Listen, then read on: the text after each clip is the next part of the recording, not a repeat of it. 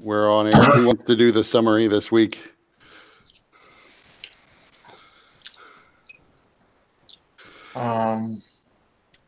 Hellweir, do you want to redeem yourself? Give me another week.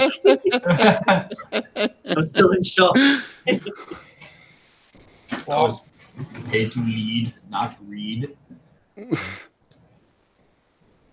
I remember it was we were recovering from the aftermath of fighting that demon, and we were then talking with Daggerface to determine our next step in what we were going to do, whether we were going to go to get the door and how we were going to go about doing that. I remember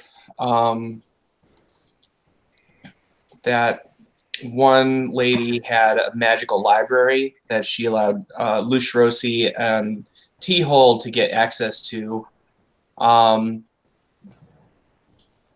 Lushrosi spent the entire evening and night researching this demon, but wasn't able to find a whole lot other than it was a minion of Orcus. You found some information about Kolrazog. You then went on to try to do some research about Orcus directly. Oh, that's right, yeah. And that's when you didn't have much luck. And then I know what the hell is Tony's character's name? Zarius. Zarius went to take that giant club to get it all shaved down into a nice old quarterstaff. That's right. He paid them a handsome gold piece, so he would work through the night. Just like bars in this guy's shop as he's closing, and it's like, I want you to work to like carve this really, really hard wood and like whittle it down. And then Kajika went to follow, is it Lady Contadina? Yes, after getting thrown out of the tower. Yeah. By the Duke. I was not thrown out. I left on my own accord. There was no throwing involved. I volunteered to walk. And then, Hellweir, his skin is now a more ashen color, and from the after effects of being wreathed in the holy flames of Asheros, which has some effect that I'm sure Hellweir is aware of, or maybe not. Who knows? Hellweir's a god now, you know. I can't really remember too much more than that. There was a donkey named Sally who Hellweir fell in love with. Then the Duke left Watchtower. He was headed for Monver, but because of his hard feelings towards Kajika, he had to disinvite the rest of you, because he said he had some concern about having a violent person like him around his daughter. There was the last trip to the palace so that Daggerface could collect some of the adventuring equipment he had left behind, including a beaten set of armor and a practice axe. You then loaded up on like 2 weeks worth of food and several days worth of water that they gave you. And there was a crowd gathered to see the people who had defeated the demon. And didn't we? We found Gruzza. Didn't we create water too? And we had that big issue where we had all sorts of water. Like, I have in my notes 228 pounds of food and water. Right. Yeah, it turns out to be a lot of food and water for that many weeks. And then Zarius pointed out that he can make water, so you don't really need to take as much water. But of course, Zarius is now not here, so maybe you need that water after all. Mm-hmm. Right. Then after collecting stuff at the palace, you went north again and went into the Fortune Hills, where Daggerface believed that he should still have hobgoblin mercenaries, bounty hunters waiting for him. And you did run into one of those, and he confirmed that they did still have tabs on Gruzza, who was staying at a mill in the abandoned buildings of Alcator. So you went back to the mill where Daggerface called out Gruzza, and she came outside in a fight that should have not taken very much time.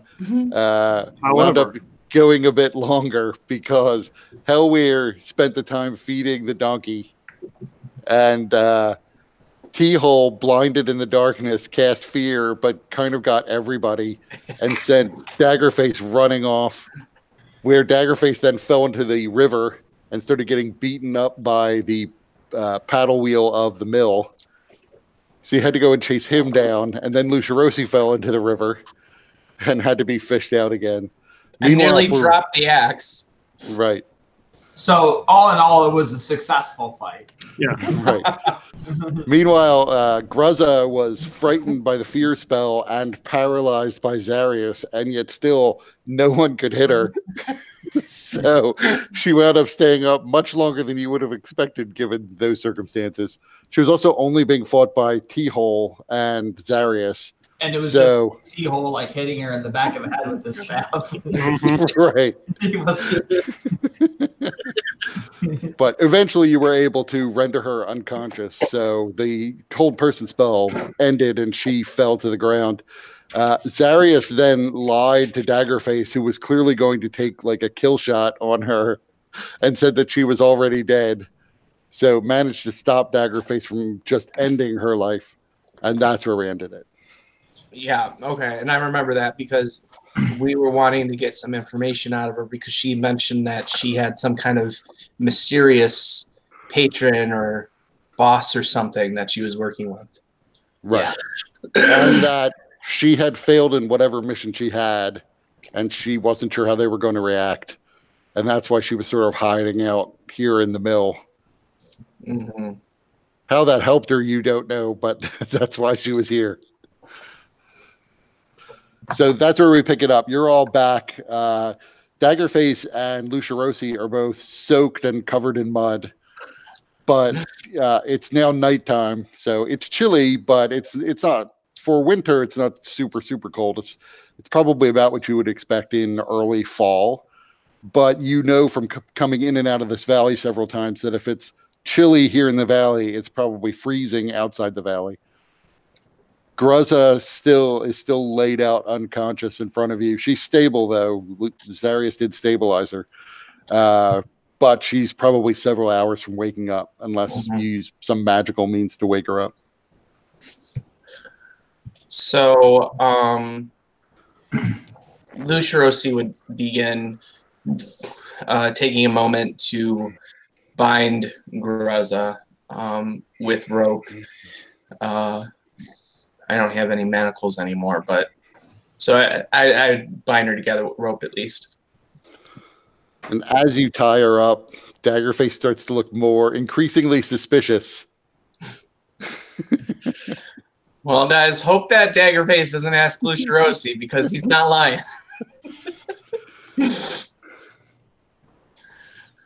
Daggerface actually goes to the keyhole and says, Is he afraid she's going to come back as an undead? Why bind a dead woman? That's a good question.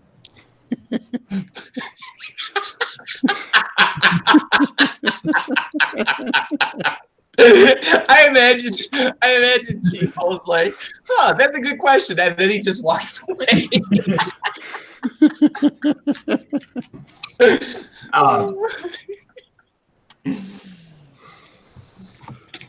Haven't you been troubled by the undead before? You can never be too sure about these things. That's true. At least if she comes back as undead, I will have a chance to land another killing blow. How good did that killing blow feel? It will feel very good. So So, is it when I was remembering this scene taking place? It was in the middle of the night. Is it still the middle of the night, or is it actually like daytime? Or You arrived here just probably you arrived back in sort of the outskirts of the town just as the sun had set. Mhm. So it's maybe only half an hour after sunset at this point. Okay, so still fairly early.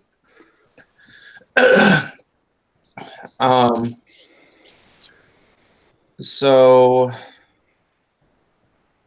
Lushirosi would then approach Kajika, Hellware, and T-Hole and ask, so how do we proceed now?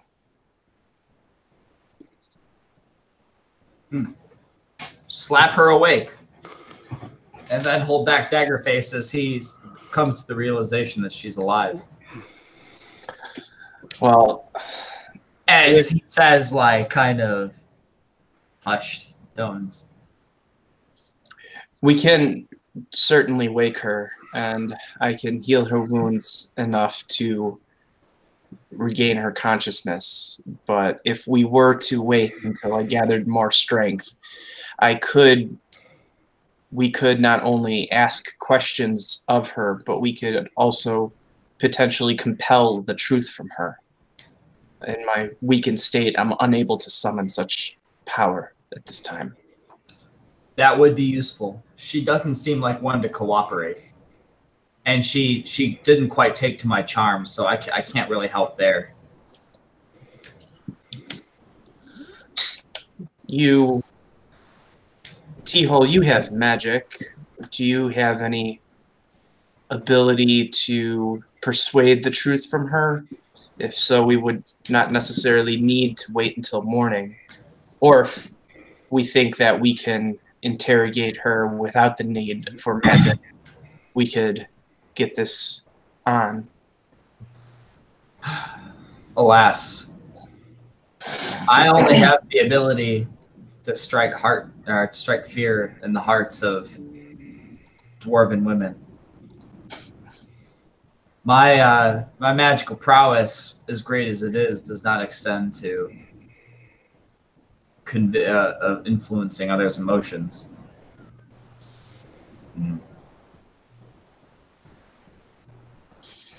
Why do you think I'm so witty?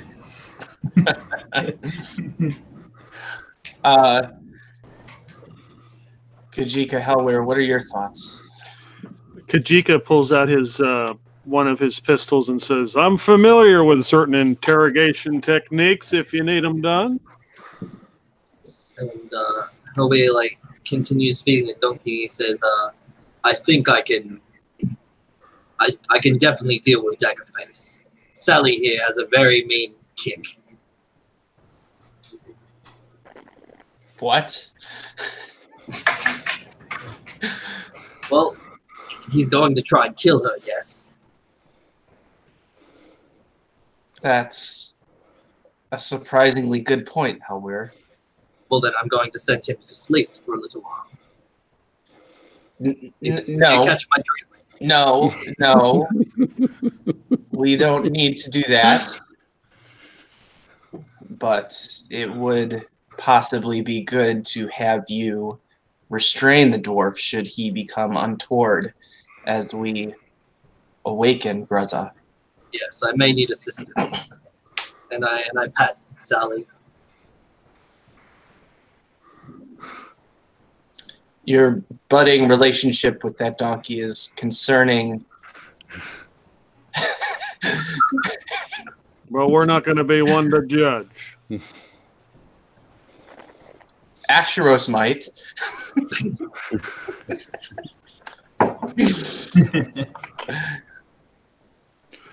So as you're having this conversation, Daggerface has wandered inside and is sort of picking through the remains of what's left there. It seems to be trying to light a fire in the fireplace, which after a little while he gets going as he was starting to feel a shiver.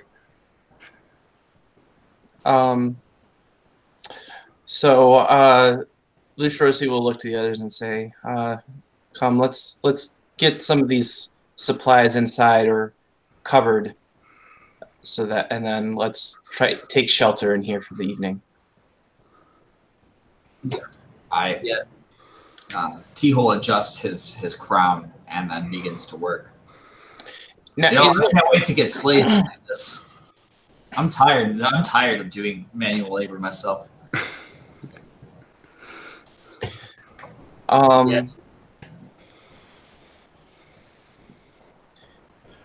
Is this place abandoned? Yeah, it looks to be abandoned except for the fact that Gruzza had moved in. Oh, okay. As far as you know, the whole village at this point has been abandoned. This is Alcator, right? Yep. Okay. Is there a stable or anything where we could put the donkey up? You don't see one here. You know that other buildings had stables. The inn had a stable. Clump Lavoon's dairy had a stable. Helwea looks at you and says, "Why are you talking about a stable? There should be enough rooms." In the mill? Yes. Right. In the mill itself, essentially the whole place is there's one big room that's a living area, and then there's a wall that separates out the actual mill area. But it's essentially a 2-room building. Does she have a bunch of? Does she have a bunch of like? Does she have like a bedroll and stuff?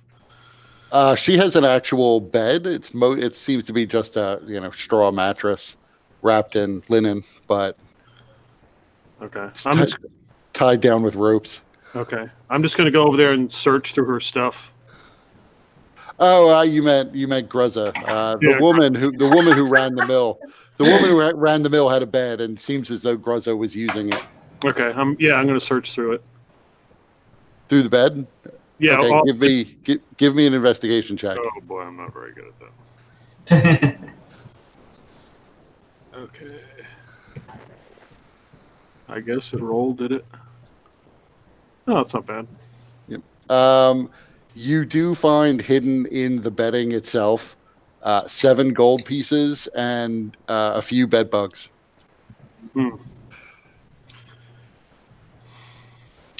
Okay. Well, I certainly eat the bed bugs, and I will pocket the gold.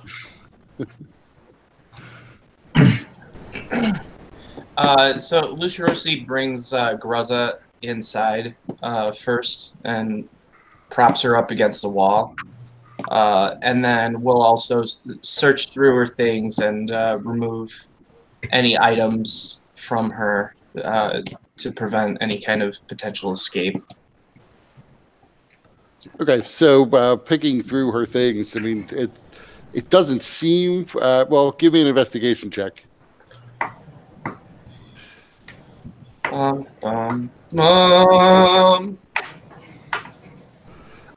Picking through her things, you don't see that she has a lot of stuff on her. It looks like she probably threw her armor on pretty quickly and took the axe. And she doesn't even have, like there's a sheath on her belt for a dagger, but she didn't even have the dagger in it. Okay.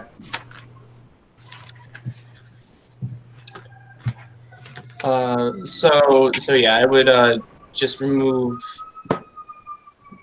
Well, I guess there wouldn't be anything really to remove then, because I wouldn't try to remove her armor or anything. So yeah, I'll just kind of double check the knots and then prop her up against the wall, and then I would go to start unloading whatever gear we needed to bring in. So as you prop her up against the wall, you see Daggerface is sort of staring off into the flames. And he doesn't turn to look at you, but he does address you saying, "She's still alive, isn't she?" She is.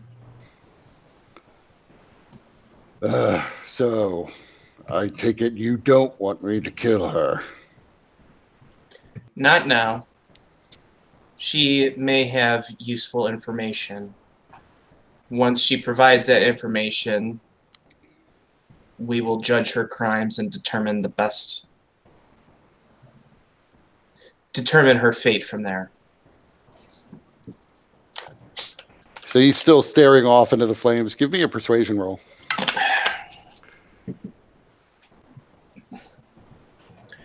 Bum, bum, bum.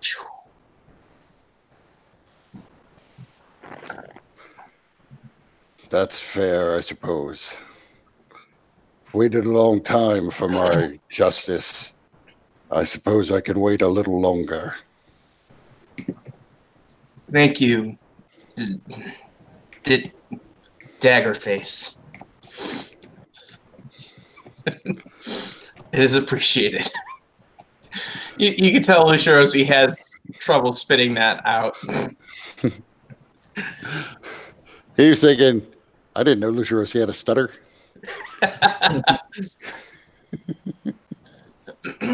So you go out, you unload the supplies out of the cart, and bring them in. The night is probably, it doesn't seem as though it's getting much colder, so it's merely chilly out. But the fire makes the inside of the mill, at least on the living quarter side, pretty warm. The mill side is still kind of a bit cold. There doesn't seem to be a separate fireplace in the mill. Are there open windows or any places where a draft might be coming in from the mill side? There are, but they're shuttered. I mean, it's not like most stables don't have fireplaces either, so stables get cold. Yeah.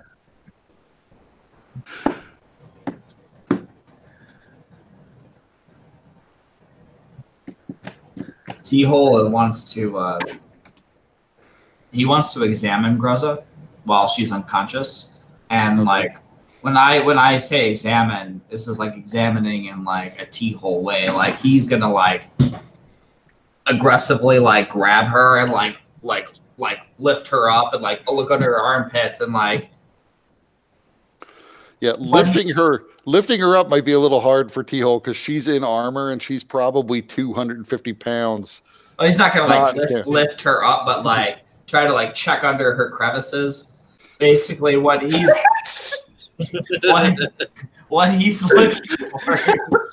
Several major crevices are currently facing the ground, so you would really have to lift her up. At least roll her over. Oh my god.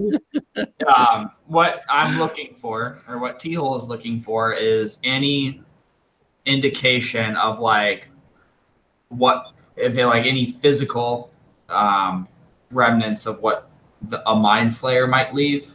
Given T-Hole's distaste and history with mind flayers, he wants to like be doubly certain that there's nothing that maybe is lurking. Like he would like check her hair to see if like she's got like bite marks. Okay, give me an investigation check. Nothing you can see. Yeah, of course. He's got advantage on investigation checks. That's true, and always feel free to remind me of those lenses. I forget about them. You still don't find anything though. Well, she doesn't look like she's controlled by a mind flayer. I still don't trust her though. Mind flayers are devious things. Regardless of a mind flayer's influence or not, why would you trust her? She's given you no reason to trust her with her actions. Maybe trust was the wrong word. I still think I'm still convinced that mind flayer has something to do with her actions. That its influence isn't totally gone. Well, we will learn more definitive answers in the morning. At the very least, we can learn what she believes to be true. Yes. Well, you could ask her if she's a thrall of the mind flayer, and if she runs, then we know she is. If she denies it, then she's a well-trained thrall.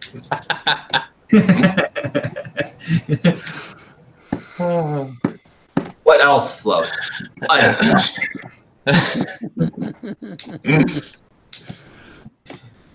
So after about 2 hours, I assume you brought the donkey inside. Yeah, that was my plan. But after about 2 hours, you see her body starts to twitch a bit as she regains consciousness.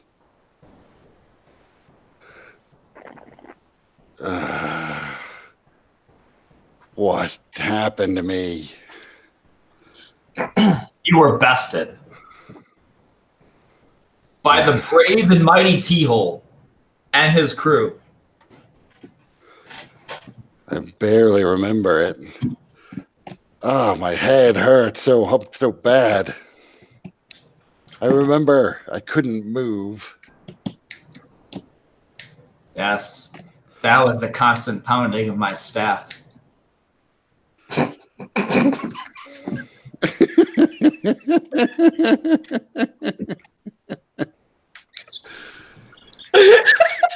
She thinks about that for a minute and proceeds to shift around a bit.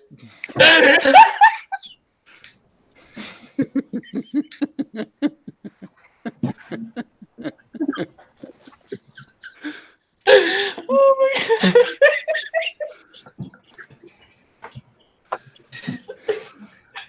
I'm sorry.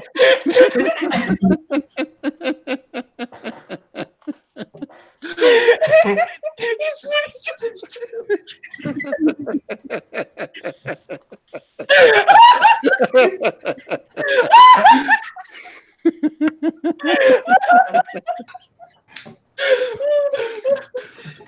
So Gruzza now seems to be exceedingly uncomfortable, much more so than she was when she woke up merely hogtied. I know I am.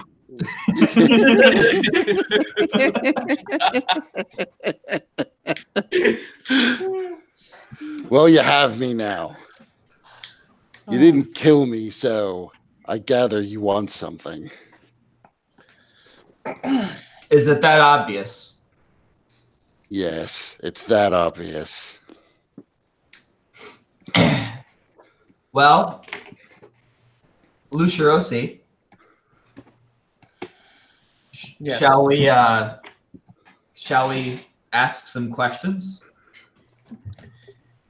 We could do so, but it won't be as effective as with the magic of Asheros compelling her to be truthful.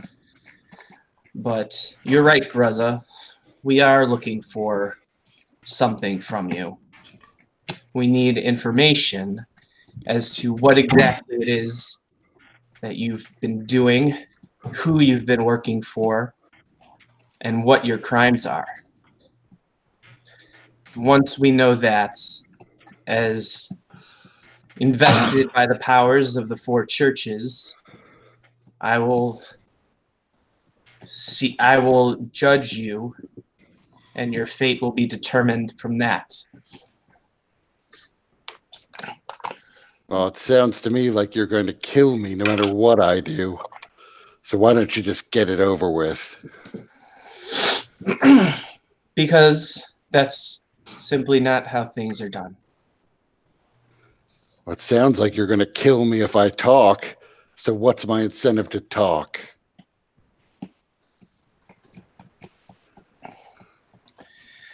Because perhaps it might include some kind of what are those called?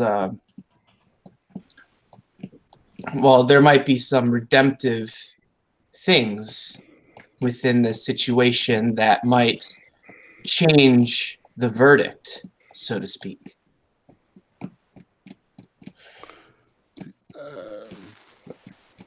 What is that? What is that? I forget what that word is or that term. It's like lessening the sentence. Right. So she looks a little dubious at the thoughts at hearing that. And so you're not, I mean, give me an insight check. Everybody who's in the room, give me an insight check.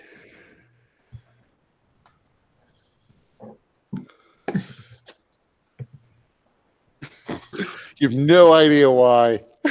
She looks a little dubious at that. Maybe there are. She can't think of any mitigating factors. Maybe she doesn't really understand. Maybe she thinks you expect her to have some come to Asheros moment where she embraces the gods. So Lucirosi will continue. In my station as an inquisitor, I rarely enacted judgment without hearing from the accused. It is an important part of the process. But I also know, especially when the sword is upon your neck and you feel that there is no hope, there is little reason to speak the truth, especially if it might incriminate others. And so I will use the power of Asheros to compel the truth from you, and then we will know that your words are accurate. And if there's something within that might mitigate the judgment, then that will be taken into consideration. There are greater powers in this world than any paladin has. You can't expect me to talk. And that is your choice, but we will make these arrangements in the morning.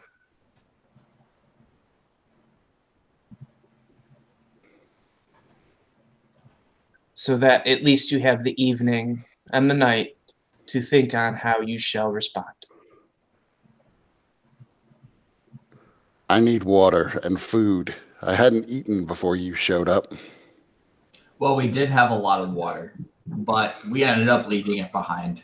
So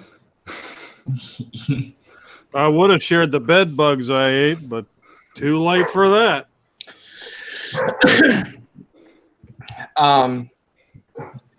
So Lucirosi will go and get some food from the cart, enough for everybody, including Gruzza. And I'm sure we have at least a few water skins. And then we'll bring them. And then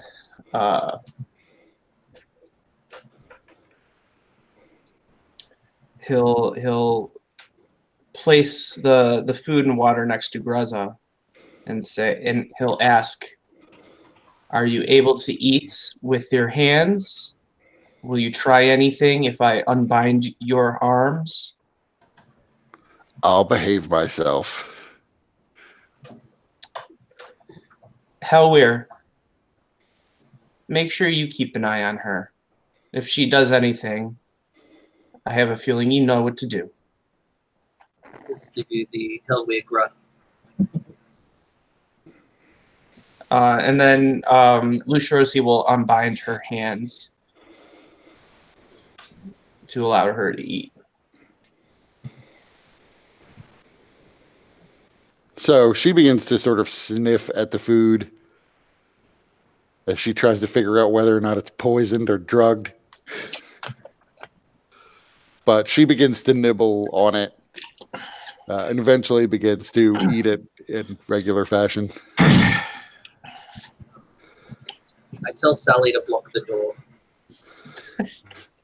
Sally does not move to block the door. I mean, you can make a persuasion check, but that's right. You can actually speak with animals. Yeah, I can you're using that.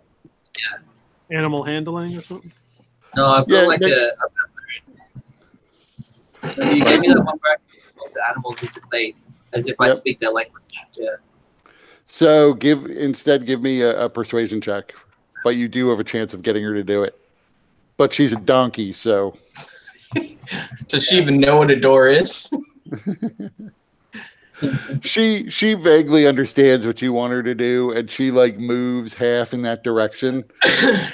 And like she's cocking her ears in different ways to like figure out if she's in the right spot or not. She's not exactly near the door though. She might not know what a door is, but she's moving around the room waiting for you to give some sign that she's in the right spot. I just get frustrated and walk over there and just drop some food near the door. And she goes over and begins to eat that. I asked Gruzza, so what were you doing working with Carol Hool? She just sits there staring up at you, but she's not saying anything. Yep. What are you doing working with these people? I asked you first. I mean, you could be into tentacles or something. I don't know. Well, I think you can understand, since answering questions brings me death, I'm not all that keen on answering them. But shouldn't you be with your people? What's that supposed to mean? Hobgoblins? Do you not know anything about the politics of this area? Yeah? She grunts and just looks off.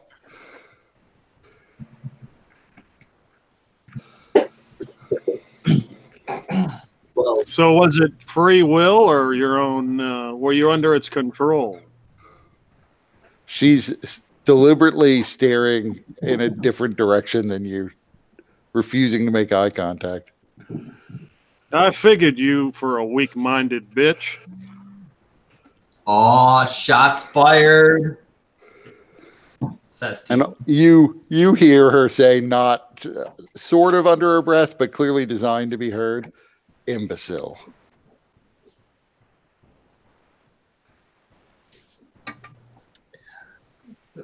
Luciosi's looking to Daggerface to see how he's responding to all of this.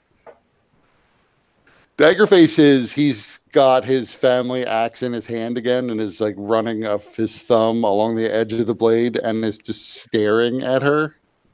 He doesn't look like he's preparing to take action, but he has the look of someone who's hoping she tries something.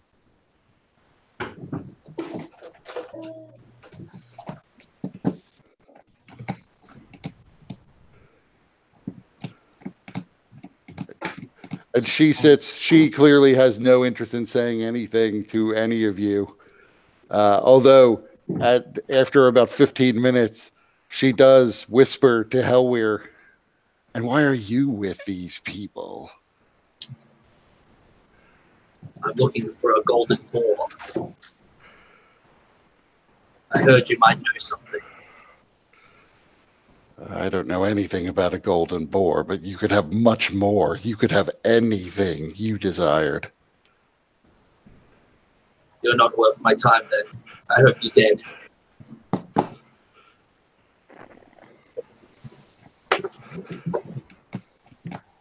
And yeah, Elway just goes back to his donkey.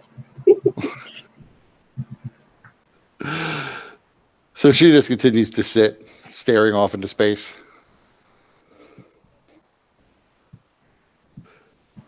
After a few more hours, around midnight, you begin to hear those howls again, like you heard before, coming from Amras's island. And in the distance, looking out a window, you can see there are once again lights hovering in that direction. Seems the spirits are back in force.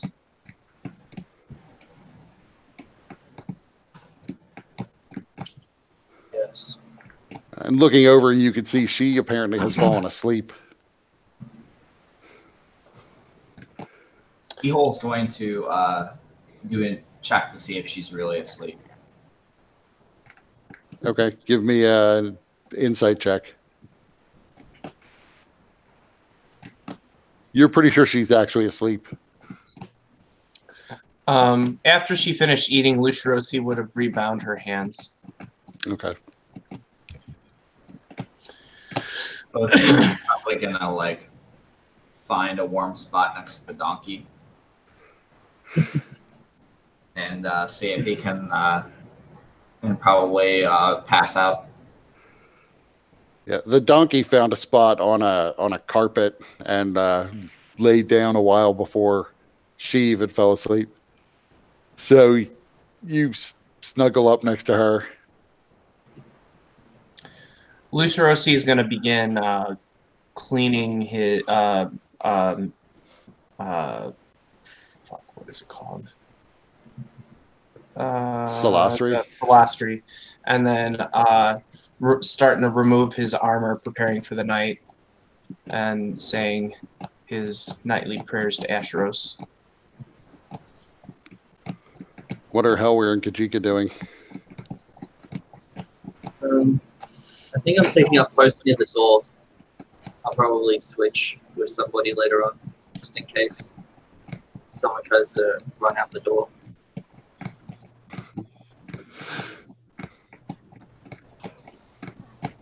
So you're gonna just let T-Hole steal your girl? Yeah, I was thinking that. He's probably tired out from all that staff pounding earlier.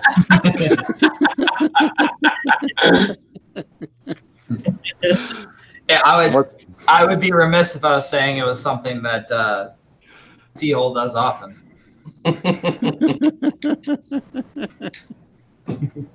What's Kajika doing?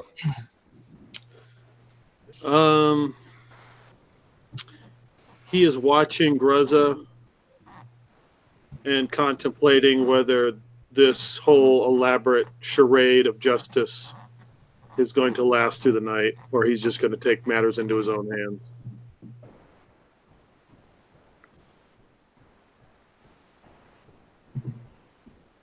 Okay, so let me know what you want to do overnight. Who's sleeping? If there's going to be a watch. Yeah, I was probably just going to switch with Kajika. Yeah, maybe halfway through. Okay. So the night passes uneventfully. You switch with Kajika guarding the doorway. Unless somebody wants to do something, daylight comes the next day and the fire has died out over the course of the night. Outside, you can see it's pretty cloudy. It looks as if it might rain today, and there is a reasonably strong wind blowing outside. It's still not as cold as you would expect it to be for this time of year, but the breeze does put a bit of a sting into the air. That said, by now, Lucerosi and Daggerface are at least dry from the fire over the night, so it shouldn't really pose a problem.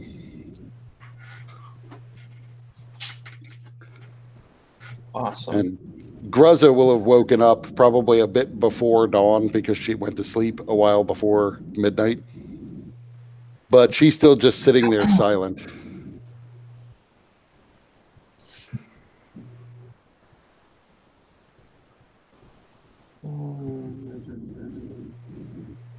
Okay, so Lucerosi would then begin putting his armor back on and going through his morning routine, praying to the dawn.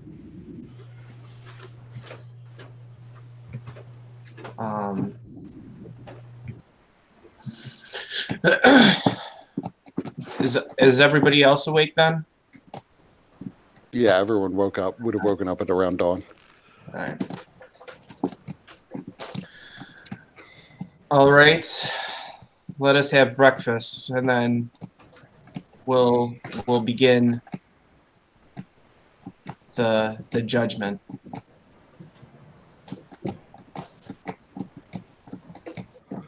And then Lucerosi will go and get more food and everything.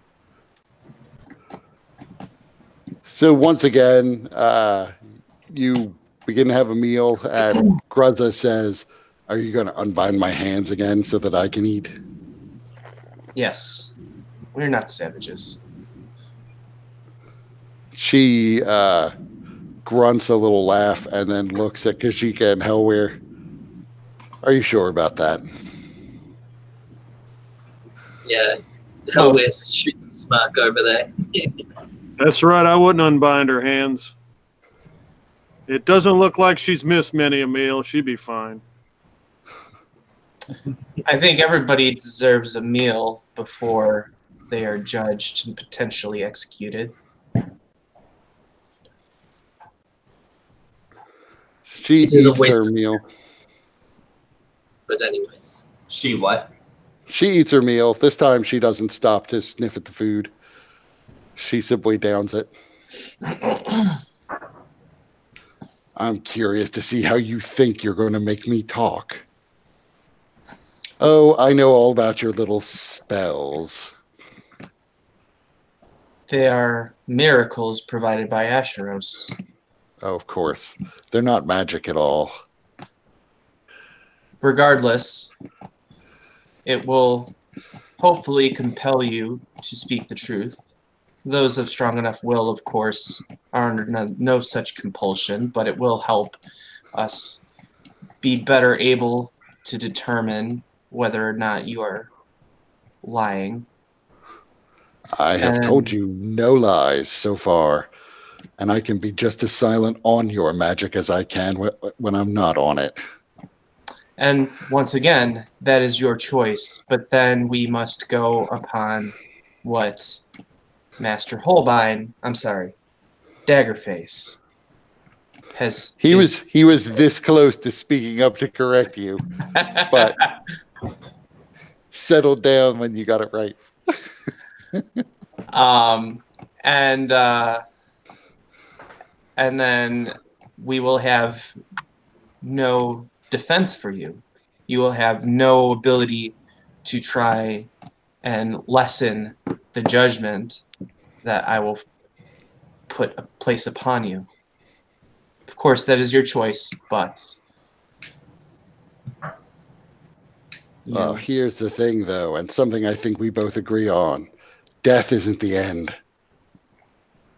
No, but certainly life offers numerous opportunities for change and growth that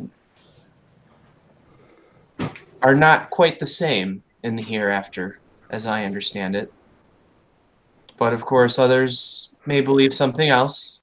You are entitled to your beliefs, and hopefully whatever God that you pray to will hear your prayers.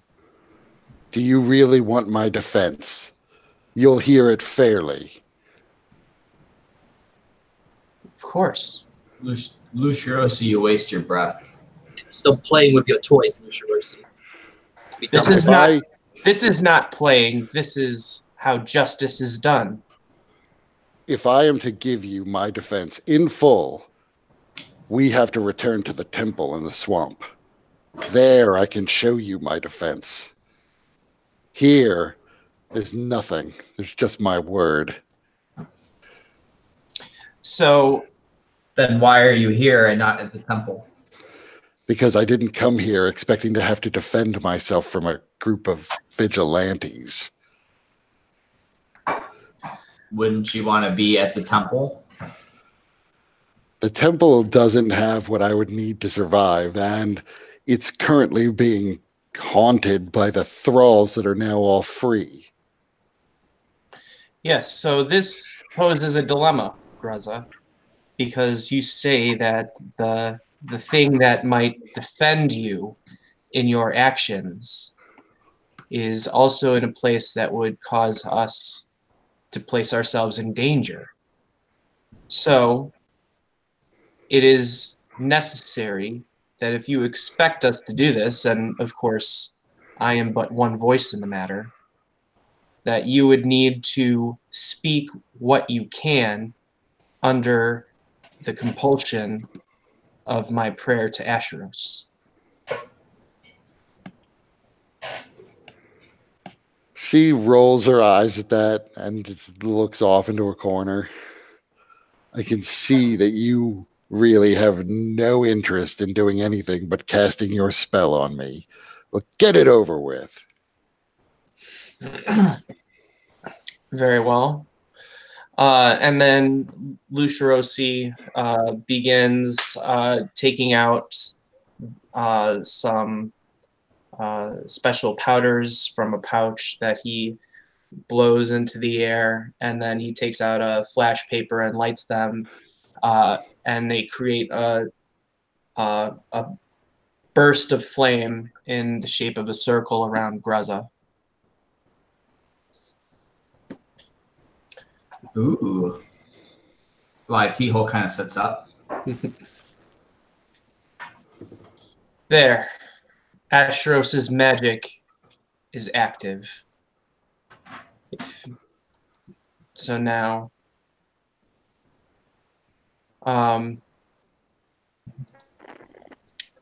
So what's the Dagger DC on face. your spell? Oh, it's a 14.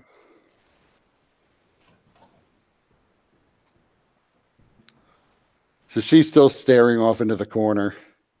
She does not look that impressed or surprised by the magic you've cast on her. Mm-hmm. Maybe you should cast it again. No need. It is working. If Astros's will is to allow her to tell lies, then that is his will. But I believe that this compulsion will hold true.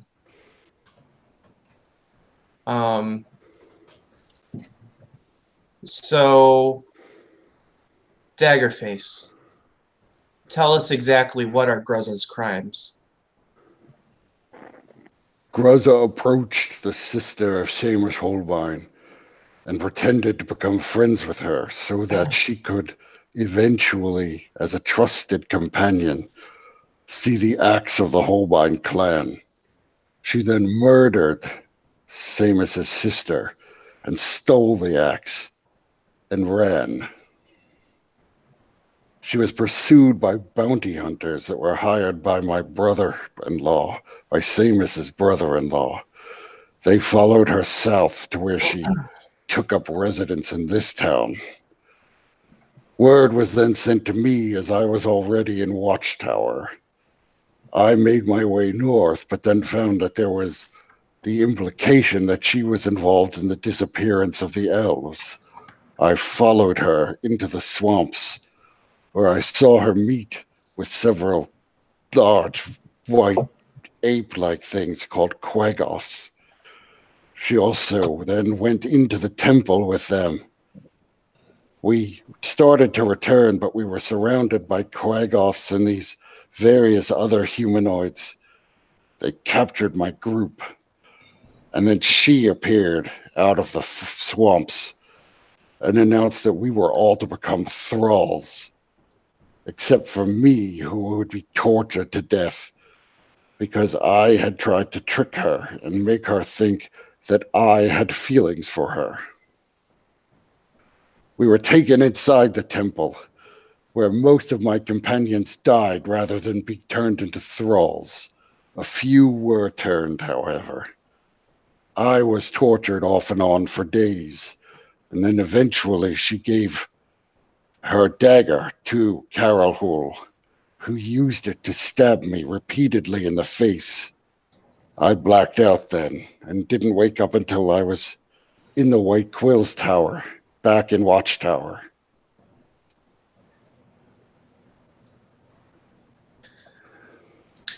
Uchirosi will turn to Gruzza and say, let's start off easy.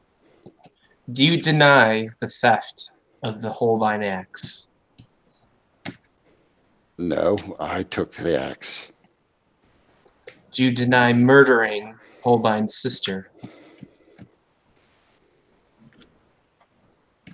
No, I killed Seamus Holbein's sister. Do you deny conspiring with Kara Hul to enslave the elves and enthrall Seamus's allies? Carol Hull had, and you can see she's struggling against something. Carol Hull was a necessary element in my overall plan. There was an item of power concealed here by the Tor. It needed to be returned to the world along with the axe. They were necessary in the fight to come with the demons. Who is the Tor? Does that ring a bell? The Tor is that 50-foot tall stone monument. Ah, yes, that's right. But there are multiple Tor. That's just There are. This is the tallest one you've ever seen by far, but the other ones are usually like 12, 15 feet tall. And usually this one actually has like glowing, ever-changing runes on it. Most of the time, it's just they're carved standing stones. Okay. So, in your words, Karahul was a necessary evil for you to obtain the axe and this supposed item of power for some conflict. Yes. Well, not the axe. I had the axe, but the other one, yes. And did you participate in the torture of Samus Holbein? I did not.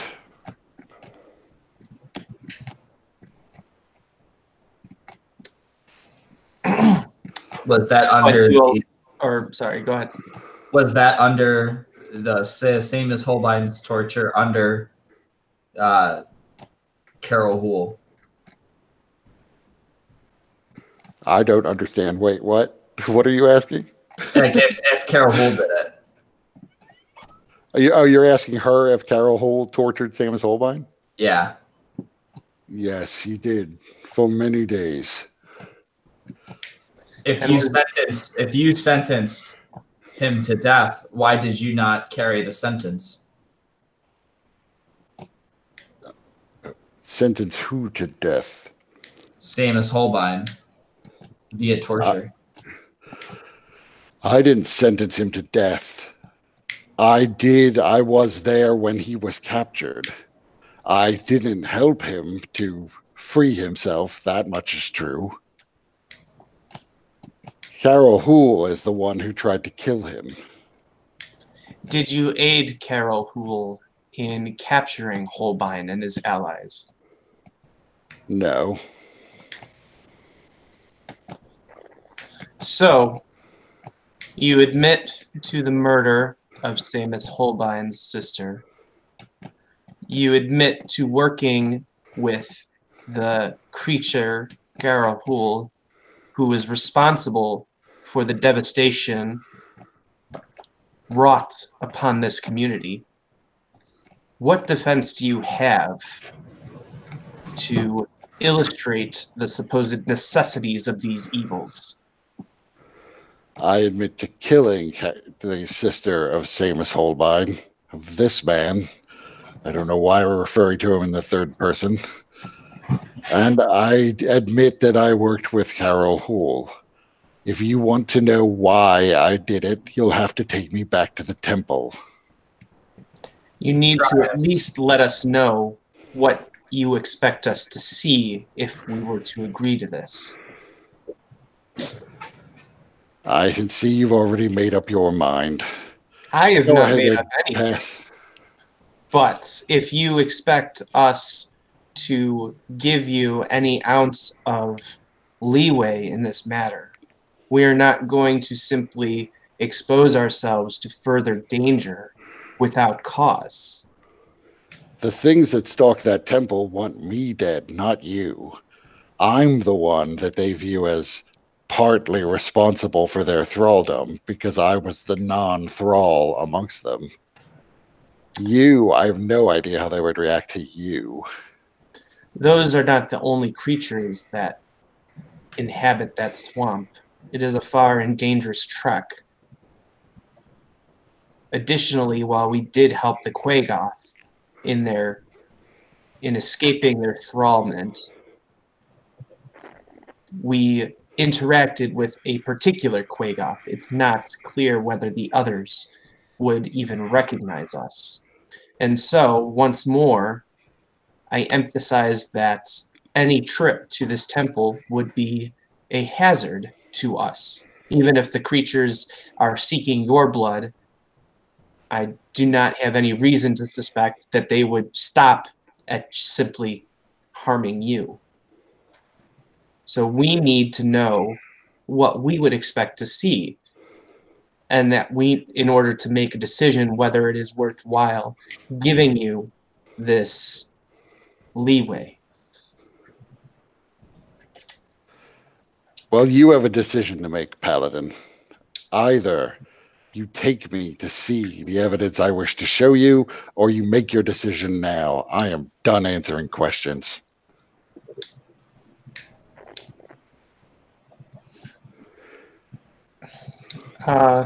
Maybe Hellweir could compel her to talk. Hellweir, you've compelled people to talk, right? Oh, it just nods. Now. We are not going to engage in any kind of torture. We are above that. Or at least I am above that, and I will not allow that to take place while I am present. But, once again, I am not the only person involved in this matter. What does everybody else have to say in terms of whether or not we give Gruzza this chance to show us what might have led to her decisions regarding the murder of Holbein's sister and the working with Carol Hoole? Personally, if you need to know my opinion on it, I don't think that it is worthwhile to endanger ourselves for something that may or may not exist. I am curious what this item was that she speaks of. But as you said, it might not be real. I'm more curious about these demons. Now, you mentioned the demons, an upcoming demon war. She stares off into space.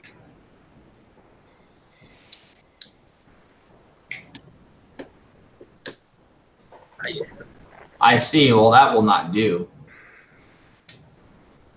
I'm going to poke her in the back of the head with my staff. She glares over at you as you, I assume not super hard, but pop her in the head with the back of the staff. Yes, I spoke of the upcoming war with the demons. Tell me more about this war. There's very little I can tell you about it. Besides just an ominous upcoming war with the demons? I know it is coming. How do you know? Because I was sent to acquire certain items. The axe of the Holbeins was one of those items.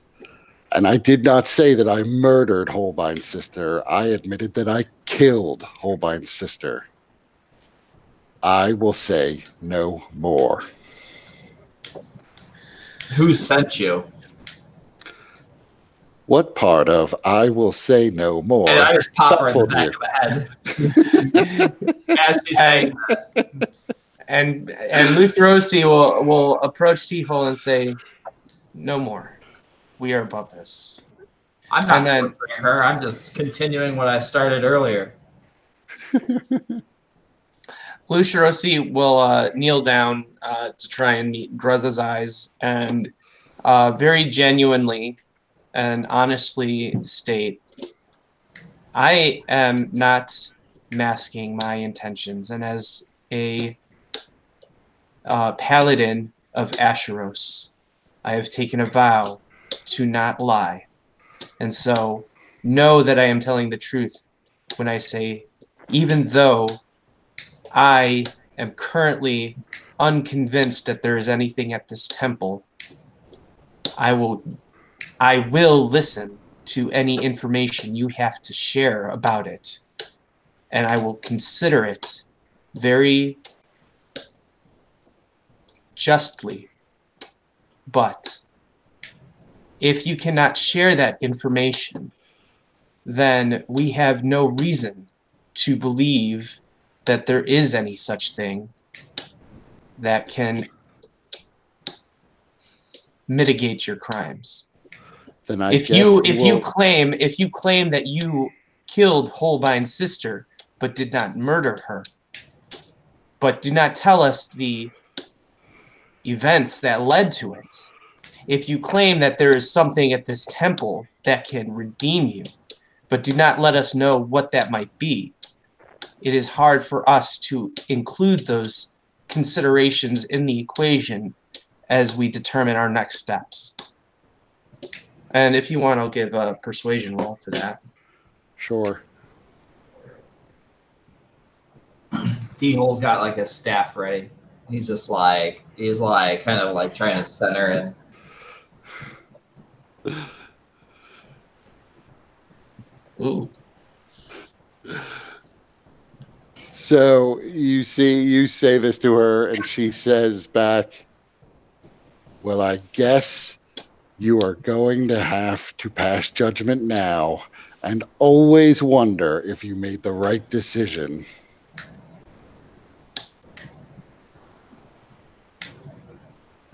I whispered to Kajika, you should probably shoot her. Just in the leg.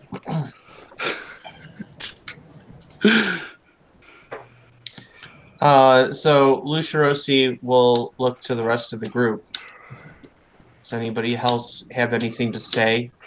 Any other things worth considering in this matter? Well, I want to know more about this demon war. I'm willing to poke her in the back of the head until I find out as much as I need to know.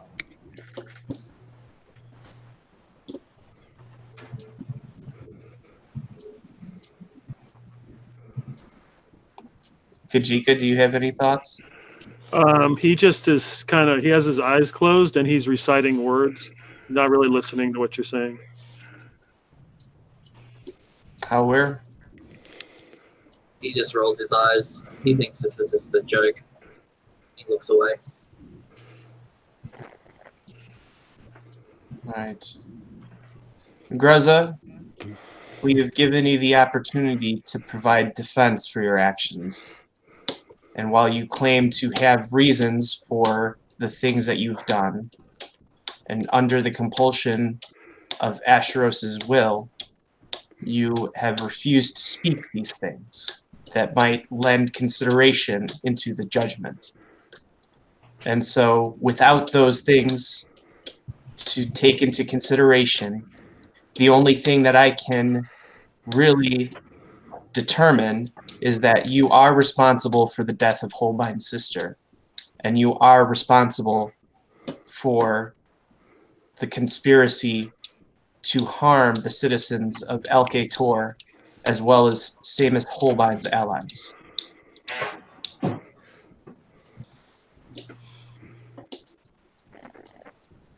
And so for such crimes, you're sentenced to death. Wait, I have one request. I don't want to die near that accursed Tor, that soul-sucking Tor.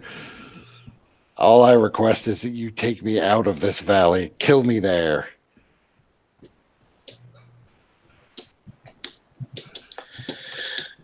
You should kill her in front of the Tor. Spray her blood all over it. I think that's a reasonable request by Hellweir.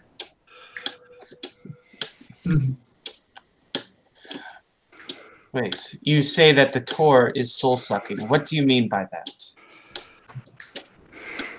I mean, the Tor is... And at that point, you can see she's sweating. She's struggling so hard. The Tor might interfere with the magic that would allow me to live on after death. Damn it!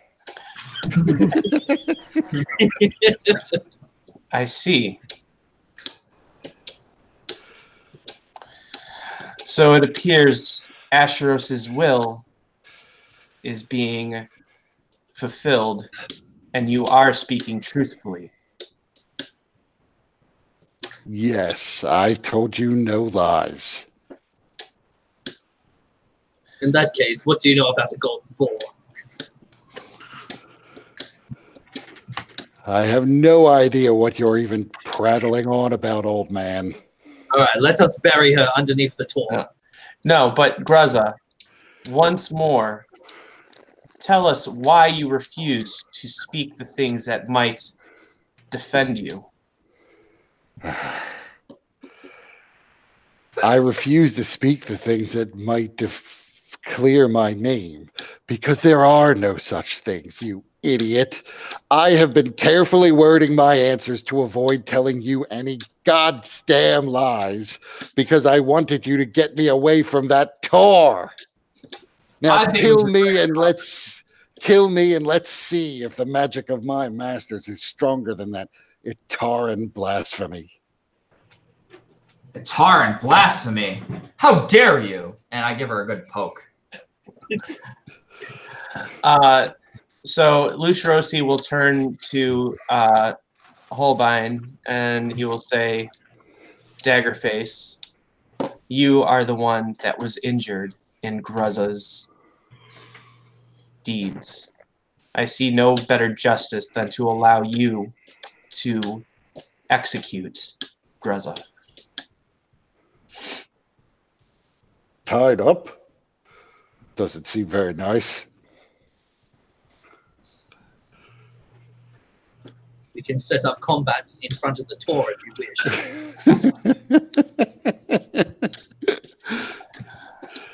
No, I agree now that I've heard this that maybe we should take her right next to the Tor and execute her there. I agree. I think that if the magic of the Tor would interfere with whatever powers her master can exhibit and allow her to escape her fate, then perhaps bringing her closer to the Tor would negate those possibilities.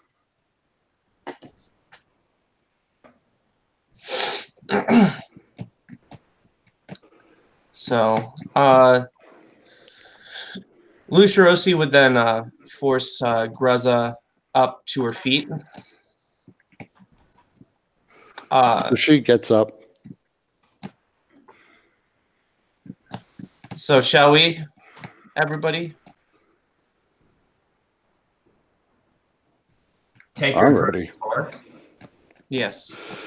Yes. And it's like T-Hole kind of smiles like with glee. So you go outside. I assume you're just going to leave your provisions here for now. Yeah. And you take her down and across the bridge and over to the Tor. You can see it looks exactly the same as it did when you first saw it. There are still blue lit runes that seem to skip across its surface, changing as they move, that run around the thing in a circle. It's hard to tell if there's any pattern to them whatsoever, but they appear to be in giant script. Ooh, can I read it? Do you speak giant? I think so, yeah. Let me double check. Languages. Yeah, giant, yeah. Right. So you would recognize that although it's in the same alphabet, and there are some words you can make out, mostly numbers, and you see there's the word fortress comes up. You can't actually read the whole thing.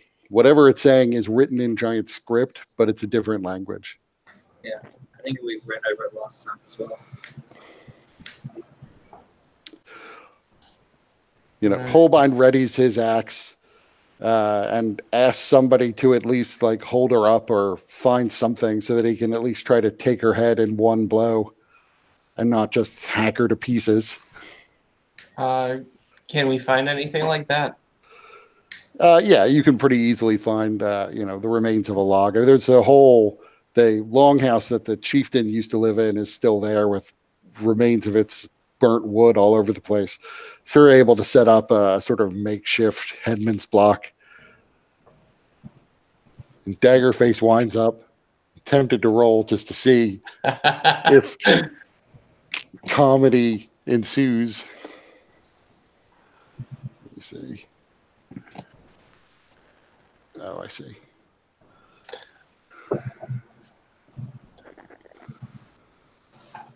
So, by the powers vested in me by the 4 churches. Oh, he does not do well. Gruzza is sentenced to death. So you prop her up, you pass sentence on her, and Daggerface winds up, and he does hit her in the neck because he is pretty proficient with this axe, but it doesn't completely go through, and she's not entirely dead on the first stroke because she basically had a long rest. She went to not a good time to go to bed early, like she did. But on the second hit, he is able to sever her head from the body. All right. I don't really feel good about that first strike. No. Well, at least her blood sprayed onto the tour. And as you watch, her body begins to slowly blacken in front of you and begins to dissolve into what at first looks like a black mist, very similar to the way Carol Hoole himself dissolved, except that here you see it begins to sort of swirl into a ball, and the runes on the Tor flare, and you see the mist that's making up this ball begins to sort of be absorbed directly into the runes as they swirl around this Tor. And eventually the entire malignant black mass is sucked up by the Tor and is gone. Whereas when it happened to Carol Hoole, it definitively lingered for a while. This is disturbing developments. If Carol Hoole died in a similar fashion, and Gruzza claimed that her master could bring her back from the dead, I have a suspicion that perhaps we have not seen the last of Carol Hoole. Yeah. Does this like surprise T-Hole, given his history with and what he knows or may know about Itarans? I am proficient in Itaran language. Okay, then you would absolutely recognize that these runes talk about the location of a fortress here and its position in the sort of grander cosmological context. So that, like, if you had astrological instruments, you could see that they found this to be a place of particular power and apparently once had some sort of mighty settlement here. And the Tor marks its position in relation to all of the constellations. But give me an Arcana check about this effect itself.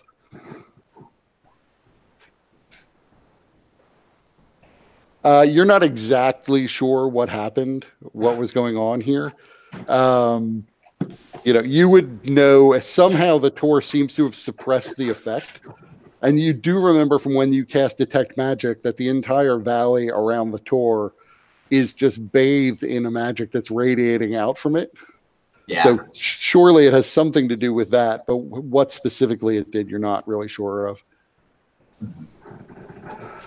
So T-Hole will relay the information regarding what this Tor is to everybody in the event that they hadn't heard it before.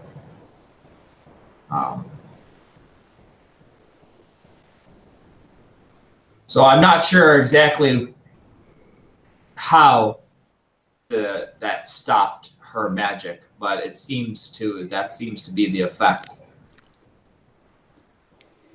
If only there was a way to bring Carol Hoole's spirit here so we could have just get rid of him once and for all. But I fear we may run into him at a later date.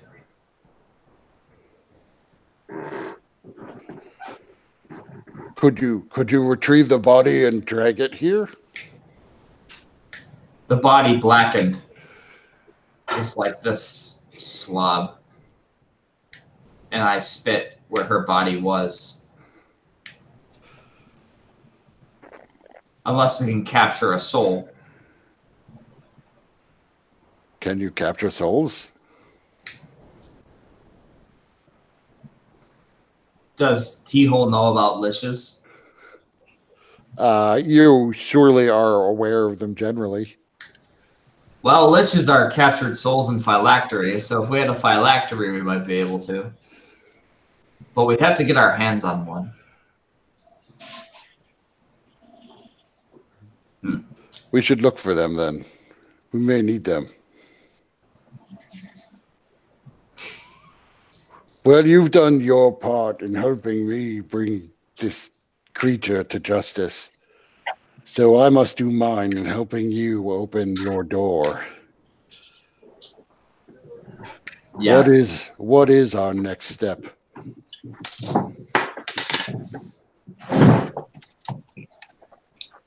We are going to the place that starts with an M.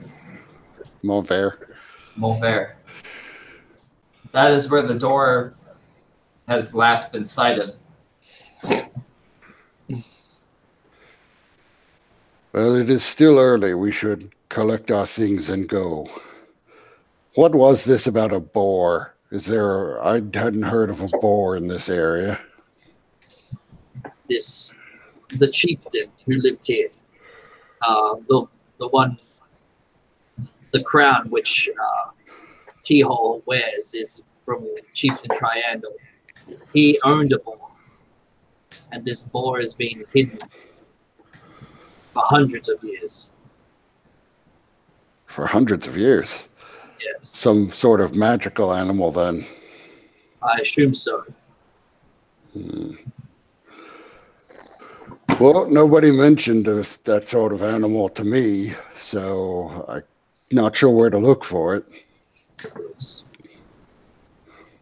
Well, if it's been around for hundreds of years, it'll be here for 100 more. So, and this door seems to have a limited passage time. So,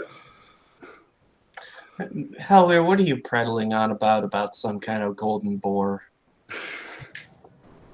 yes, there was a golden boar. I was shown it by Chief Triangle.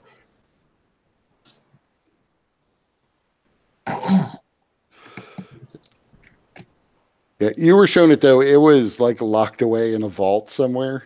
Yeah. So where exactly? You haven't seen any place that looked to you like that vault. Yeah. Very true.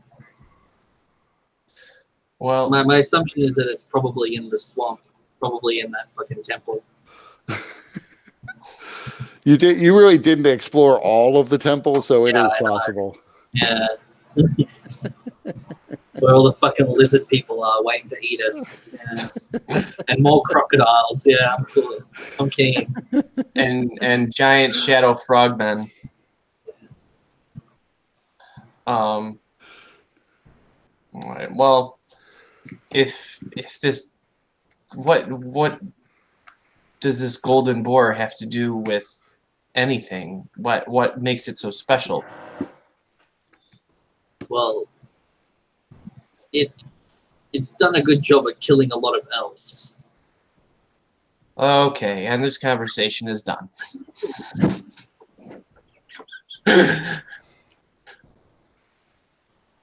Lucirosi will go back to getting everything ready for the trip. Now it just seems like, to me, Hellweir's just making things up. When did the boar kill elves? And I remember. Oh, what the hell? Those dogs, man. My dog is something worth howling at. I'll be right back. All right.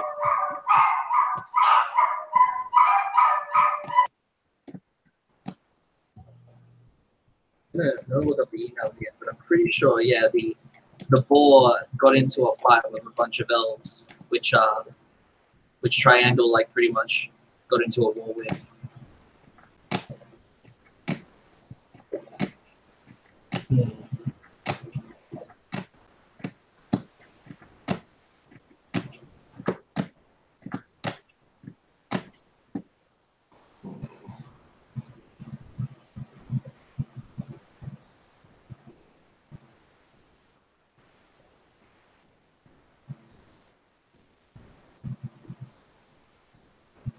Yeah. The bull was a companion of Triandal, and it was used to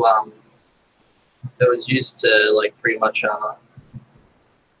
kill the elves which were in charge at that time, which were a part of like the cult. Oh, everyone's gone. Putting myself.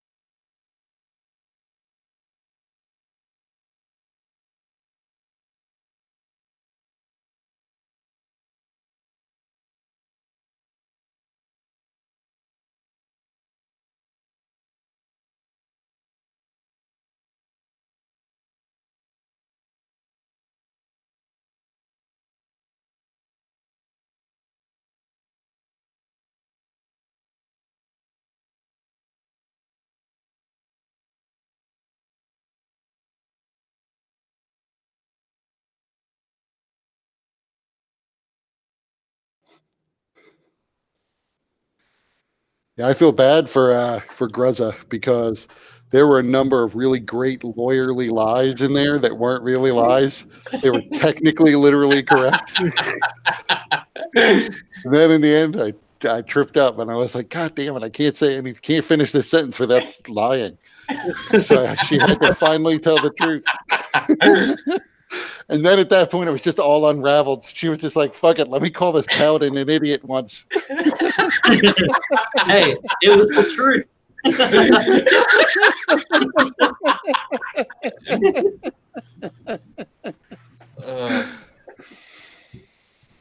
That was good.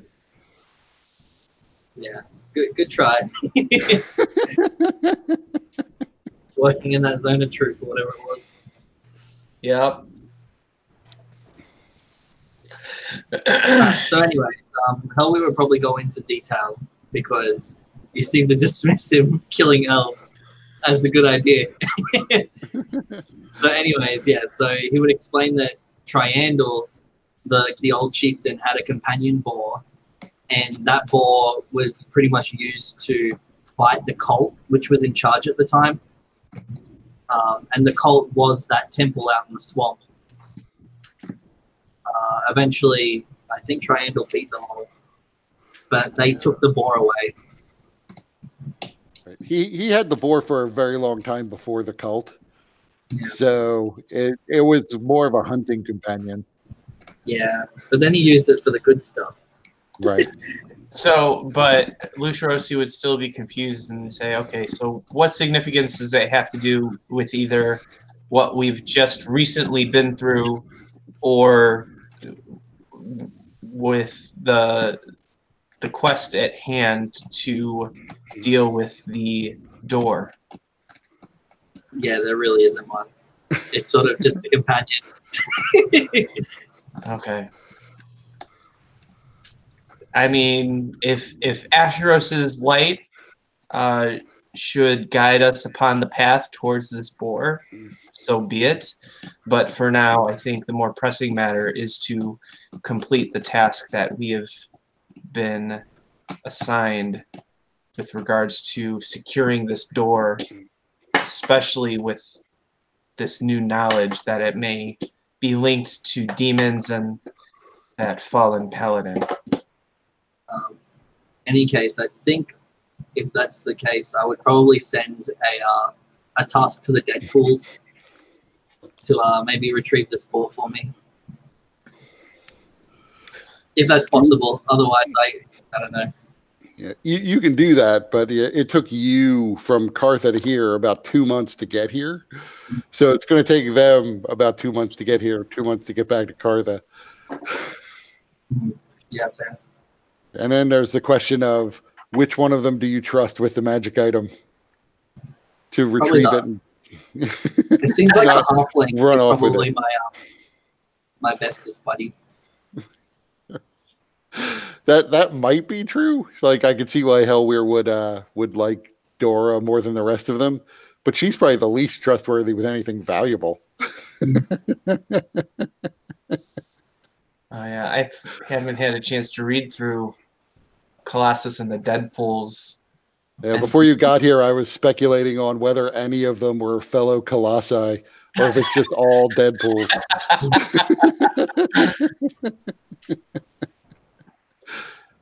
I mean, I suppose Zarius is at least partially a Colossus. Yeah, I mean, I think a few of them are more in line with you than with the others, but there's several that are just sort of like mercenaries. Yeah. Yeah, I think Dora, there's like three Dora or is, four. Oh, yeah, sorry. Dora is definitely a Deadpool. There was 3 or 4 which were definitely a part of the pussy party, like the paladin pussy party. But the rest, yeah, they were mercs for sure. Well, one is just dedicated to T-Hole and restoring him to the throne. Wait, which one is that? He's the orc. Yes, the half-orc, Numerius. Of course, it would be a half-orc. I only inspire the best. I need a bodyguard anyway. And that half-orc's got a bodyguard as well, so... Perfect. Yeah. I hope his bodyguard has a bodyguard. Assistant to the regional manager. Yes.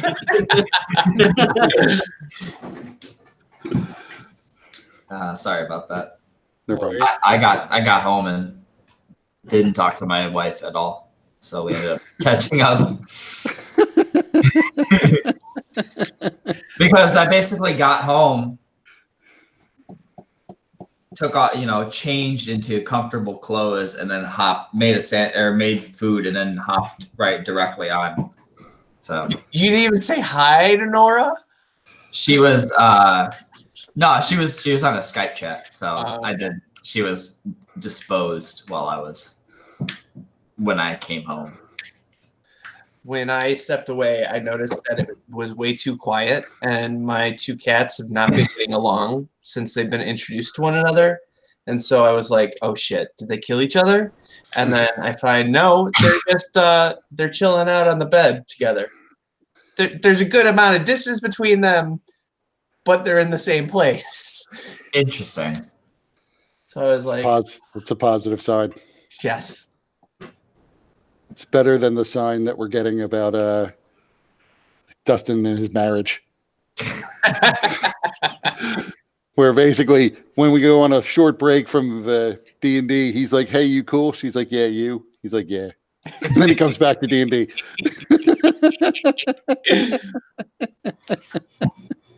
Yeah, you know. We hang out other days of the week. I'm sure. So Gruzza is dead. Her body is now gone, absorbed into this stone pillar in front of you. Daggerface is ready to set off on your adventure now. I was going to say, Gruzza is dead in an excruciatingly long process of judgment. Wow. Well, Kajiko, we had to make sure it was legit. Also, we learned about a demon war. Yes, it seems Gruzza was under compulsion, and so it is likely that she was speaking truthfully about some kind of conflict coming with demons, which aligns too well with the fact that we just recently fought a demon and that there are said to be demonic connections to this door, Orcus and Vecna, as well as the fallen paladin of Asheros. So can you remind me really quick what we know about Orcus's connection? You know that there's 250 years ago, there was a paladin of Asheros who got control of the manor. At some point, she had a sort of storied history with the equivalent of the papacy here in this world, and she got stuck as an inquisitor, essentially leading an inquisition in the middle of what at the time was considered to be nowhere, which is here. And so she was sort of running around using this manor as a base of operations for decades, and it really hit her career pretty hard. So as she started to get older, she got increasingly bitter. And at some point in time, she shut herself away in the manor, and there's some association. It's a little cryptic as to what exactly happened, but there's some association between her and the Vec Knights. Paradonna, this woman who appears throughout history being connected to the Vec Knights. At the same time, Lokexicus, although she didn't really go into much detail as to what she found out specifically or how she found out, said that the Vec Knights and the manor have now some connection to Orcus, or maybe something more powerful than Orcus. But there is some indication that somehow the Vec Knights and Orcus are in league together, which itself would be historically odd. And it in some way relates to the manor and this paladin. I see. Yeah, and there was some kind of explosion, too, while the door and the paladin were in. Where was the door at the time? They were in Montver at the time. Montver, yeah. So that's where the manor sort of disappeared completely from the world. She was in Montver, and she had attached the door essentially to the side of a church, and was just using it as her personal residence while she took care of whatever business there was in Montver for her at the time. There was an explosion that leveled the church, and when people sifted through the rubble, all traces of the door were gone. So she was the only owner with a copy of the deed. You need the deed to summon the door, as near as Lokexicus can tell. So when the door is gone and the deed was inside, people just assume the whole place was lost. But then 200 years later, a door appeared, at least in Watchtower, and Lokexicus pieced together that it was probably the same door.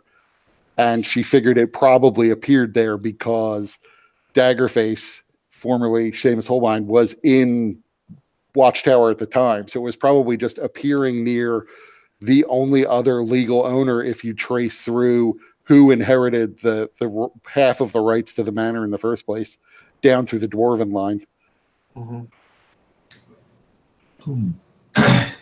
And what was it about that book Where was that book? Was that in the house? Yeah, the paladin had borrowed a book that Lokexicus refers to as the De Fabrica. It's not necessarily a book of dark magic, but it's somehow related to dark magic.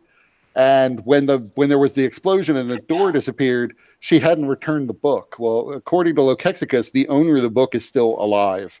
So maybe it's just some sort of magical thing. More likely, the owner of the book was like a gnome or a dwarf or an elf. And she knows who the owner is, and she thinks she can actually get a pretty penny if she can return the book to this person. But she needs somebody to go inside and get the book.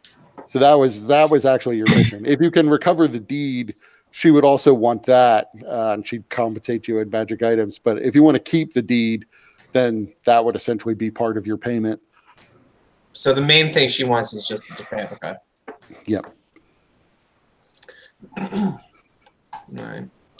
Well, Lucirosi is definitely interested in this door more for the fallen paladin, the connection to the Vec Knights and Orcus and all that stuff. And Lokexicus's thing is secondary for him. So That's good, because she decided that this might be way too dangerous for you guys. So said if you want to just bow out, that's fine.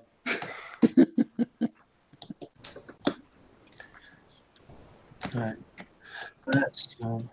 So you're standing around the door. yeah. Well, so shall we get ready and be on our way then, gentlemen? Yes. And just to clarify, we don't feel the same like kind of dread presence that we did when Carol Hool died, and it kind of just stuck there.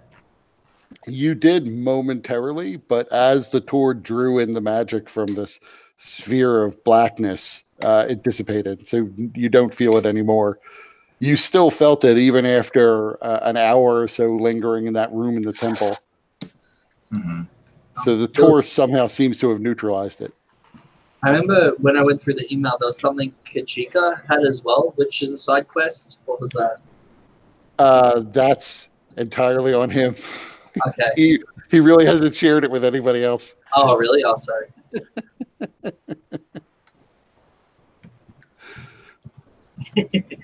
No, we're good. I don't know if it's Peter or Kajika, but not a few words. So you go back and pack everything back into the cart, hook Sally up to it, unless Sally is too important to drag a cart now. I don't think Lucia Rossi will offer, so to pull the cart at least. So yeah, Sally will do it.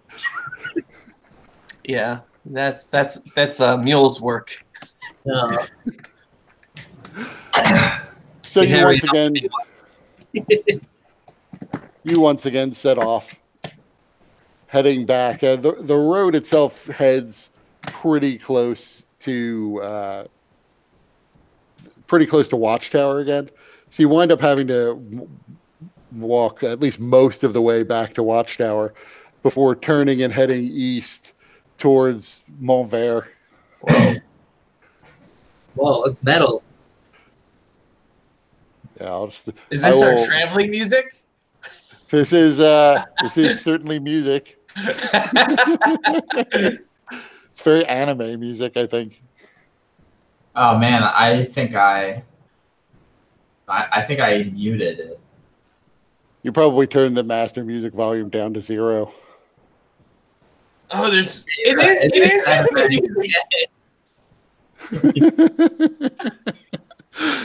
That's why I picked it. This music should have been on when we're fighting what's her face? The dwarf lady. Gruzza? Yeah, and everyone just kept beaten up by fucking nothing. No, man, I can't hear it. Did you turn the music level up? Yeah. Let's see, is there anything on my computer that's screwing with it? What song is this? What's it Black called? Pentagram by Unlucky Morpheus. Yeah, it's no, it's they have black pentagram. I forget what it's called. Like it's it might be called like Black of Night, Night with a K, but it's Unlucky Morpheus. I think is the name of the song. How is it?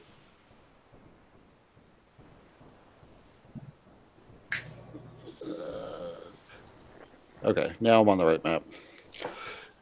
So you turn towards the east. Like I said, it is going to be about 3 weeks for you to get, maybe 4 weeks to get from here to Montvert, depending on how the weather goes. The first day of travel goes pretty well. The second day of travel, however, the snow's sort of set in. There is a fair bit of snow that covers the road and slows you down considerably. About 3 hours into your travel, so roughly noon, you begin to hear the sound of a flapping, and everybody give me a perception check.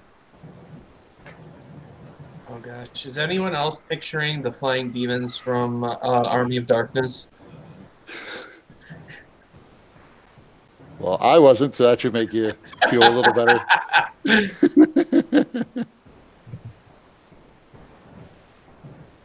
Okay, T-Hole, you see through the snow a vaguely sort of yellow and blue shape that is growing substantially as it gets closer to you. But now everybody make me a wisdom save. Everybody who's within 10 feet of me gets a +3 to their save.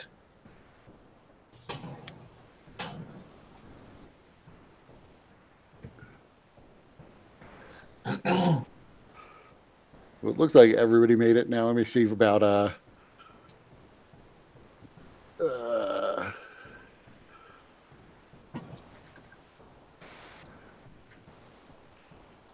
that's not good for him.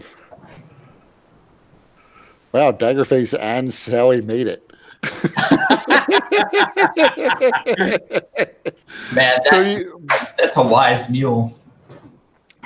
Daggerface has a -2 on wisdom saves. How does Daggerface make it? So as you watch this shape grow, you eventually realize that it is the form of a dragon.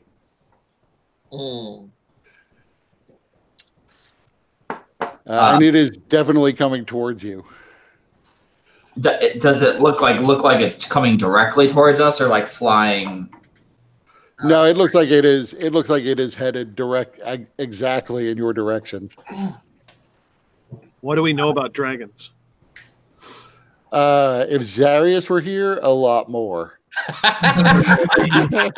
That's convenient. But give me Arcana checks or history checks.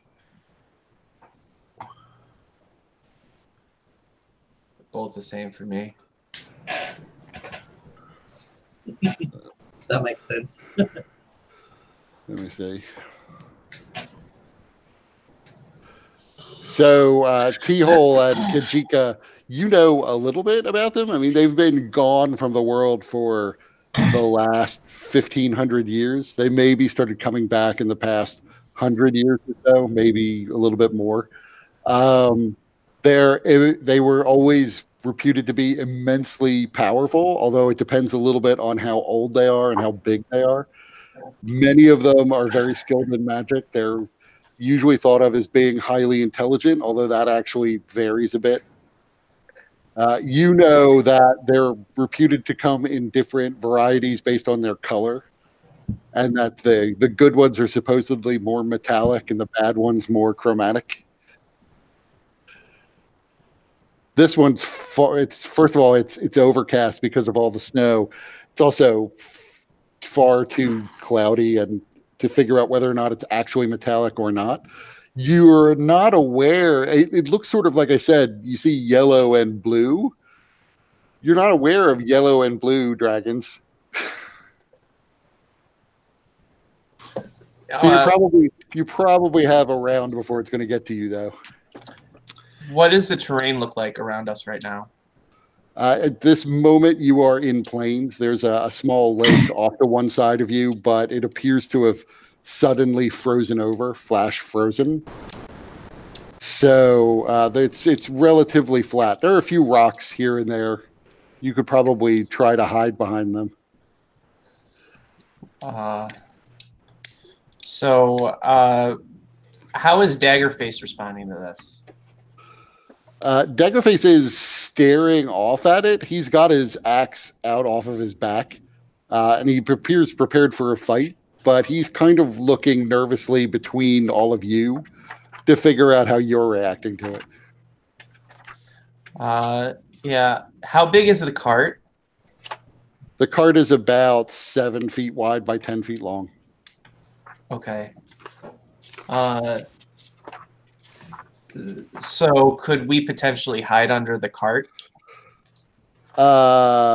Some of you could. I'm not sure if you count all of you that you all could. All 6 people. You probably could just barely squeeze under it, but you might not be completely hidden from all view if you were all underneath it.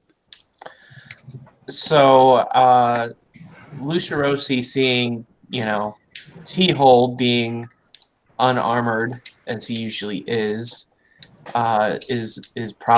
probably concerned about T-Hole and would be trying to usher T-Hole maybe behind the cart or under the cart.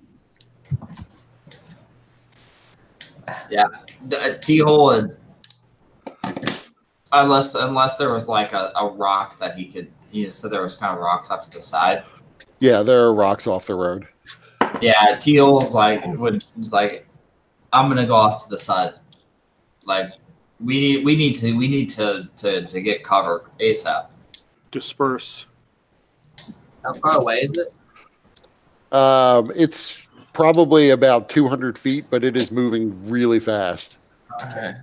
So how far away are the rocks? Yeah, within 10 or 20 feet. Yeah, so that's what T-Hole's gonna do. He's gonna go behind the nearest rock and try to like put his back to it so that he can be hidden from view at least as it's coming. Yeah. Down the road. So seeing T-Hole do that, Lucirosi would shout "scatter," and then he would probably go help Daggerface because he's probably still recovering from his injuries. At least Lucirosi's logic would be that, and try and help him get behind cover. And we kind of need him to live. Yeah, we kind of do, don't we? Yeah, Kajika would scatter and try to take cover in the rocks, but not too close to T-Hole. Okay, so you all scatter. You help Daggerface into a position where he at least has cover. The dragon flies up, landing pretty close to the cart, like maybe within 40 feet of it, but seems to be perched on its back legs and tail, its arms in the air. It's got a very long neck to it. It does look sort of odd. Like, it looks like maybe this dragon looks like maybe it's naturally quadruped, whereas at least the stories tell about dragons that are bipedal for the most part with their wings. It does have a very long neck. It has strange bow-like horns, and it definitely appears to, now that it's closer, have a mix of various colors about it. Most of its scales are a sort of dirty white or yellow. Some of its scales look to be purplish, some green. A few look to be reddish. Some of them seem to have a sort of metallic hue to them. Some of them really don't. And the face overall, except for the bull horns coming out, is and several little minor horns projecting below them, is almost snake-like at the end of this neck. And as it lands in front of you, it announces, "I am Kadeverax, the dragon. Which of you is bearing an object of power?"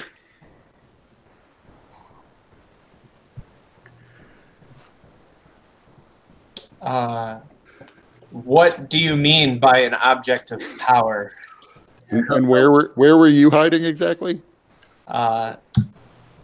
Probably behind some rock. But I would step out in a way so that if this thing did try to target me, it wouldn't catch Daggerface. So you step out, and the dragon's head swivels over to look at you, and its head sort of comes out a good bit closer than the rest of its body just because of the length of the neck, and it says, "I mean, like that mace you carry." Solastri? Yes. Is that what it's named? Yes. I don't know much about your weapons. Interesting, though. You have nothing to fear from me. I'm not here to steal it from you. But I sensed it from a very long way away and had to come see. I think it must have been hidden. Where are you coming from? Where did you find that thing? In the swamp? Buried in the head of something called a mind flare? Well, I certainly know the mind flayers. But strangely, I did not sense this item, an item of great power, until very recently. And then suddenly it came over me in a wave. In any event, you should be careful of things like that. They attract attention. I see. And is that why you've come here? To warn us about the attention that Solastri might bring? Yes, that and to see what it was. Curiosity. And besides, you never know. It could have been something that was dangerous to me and my kind, but now that I see it, I realize it's more of a weapon of war for your kind. I feared an orb of dragon kind may have reappeared. I do not know of this orb that you speak, but so long as you do not pose a threat to any of the Empire, then there is no reason that this weapon might be used against you or your kind. Well, the Empire, as I understand it, is much diminished, which is a good thing, for if I returned and the Empire were still at its strength, I probably would pose a bit of a threat to it. But I mean no harm to any humanoid or anyone you may seek to protect. What do you have against the Empire? Oh, great Cardiva Rex. Are you stepping out or are you still hidden? I step out, and I have my crown on. Well, the Empire chased my kind into hiding long ago, so I have that against them. Does T-Hole know anything about that? Give me a history check.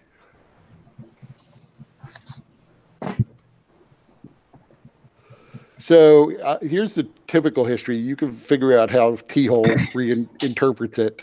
But the traditional history is that after the Empire was formed, within the first 2 centuries or so, or maybe 1 century, depending, the Empire, first it unified. It conquered all of the human nations and made one unified empire out of most of the continent.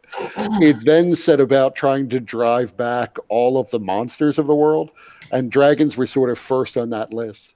Armies were formed, and there was a great campaign against dragons, and that is when they all vanished from the world. Most of them were killed. A number of them, there were enough dragons to realize that not all of them had been killed. So the rest of them all went into hiding somewhere and seemed to have taken the Dragonborn with them. Ah. Okay.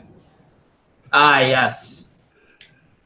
Alas that I failed to, that I failed to convince them that it was a bad idea, that it wasn't a good idea to hunt dragons back in the day. I apologize for that, but I'm personally glad to see you, oh magnificent Cartavarax, back. Well, I suppose I accept your apology then. Why do I feel like Carniverax is like kind of just like as if he's talking to a child. Oh, isn't it cute? I accept your apology. Just humoring a little kid.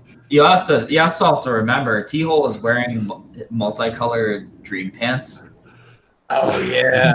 After he looked for them, so they're different stripe color, and he's got his crown on, so he looks doubly ridiculous. And since you've reminded me of that, Kerdeverax says to Lucirosi, "Your jester is very gracious." He is, isn't he? I'm no jester. I'm the emperor, and I will be remembered as such. The emperor of what? Why, the empire. Why would the emperor be out in the middle of a wasteland? Why would an emperor skulk in his throne room waiting for people to tell him the status of his empire? Well, I suppose that's fair enough. Where else would human emperors be but out in what used to be their empire? You are definitely an unusual emperor. And Teal just kind of beams proudly. Luciorosi's like, it's best if you don't think too hard about it and just kind of go along.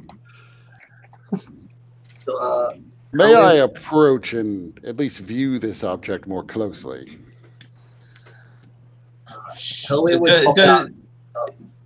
Does Luciorosi get a sense that this dragon is kind of genuine and in his approach? Give me an insight check, but with advantage because he hasn't breathed on you and you're within range. Okay. Yeah, you would guess that he is. I mean, you definitely can see the advantage to even better. Yeah, you definitely know that since he flew in and flew pretty fast, and everybody's aware of the stories of breath weapons. Mm-hmm. Unless the stories are bullshit, he could have flown overhead and breathed down. Okay. So he didn't do that. So I will approach Kerdeverax still a bit cautiously. And also, does he react at all? Because my hood is down at this point of me being lion-headed. No, he wouldn't react to that at all. Okay. So I will kind of present Salasri out. Does Salasri give me any kind of feelings or any kind of sense through its empathic link with me?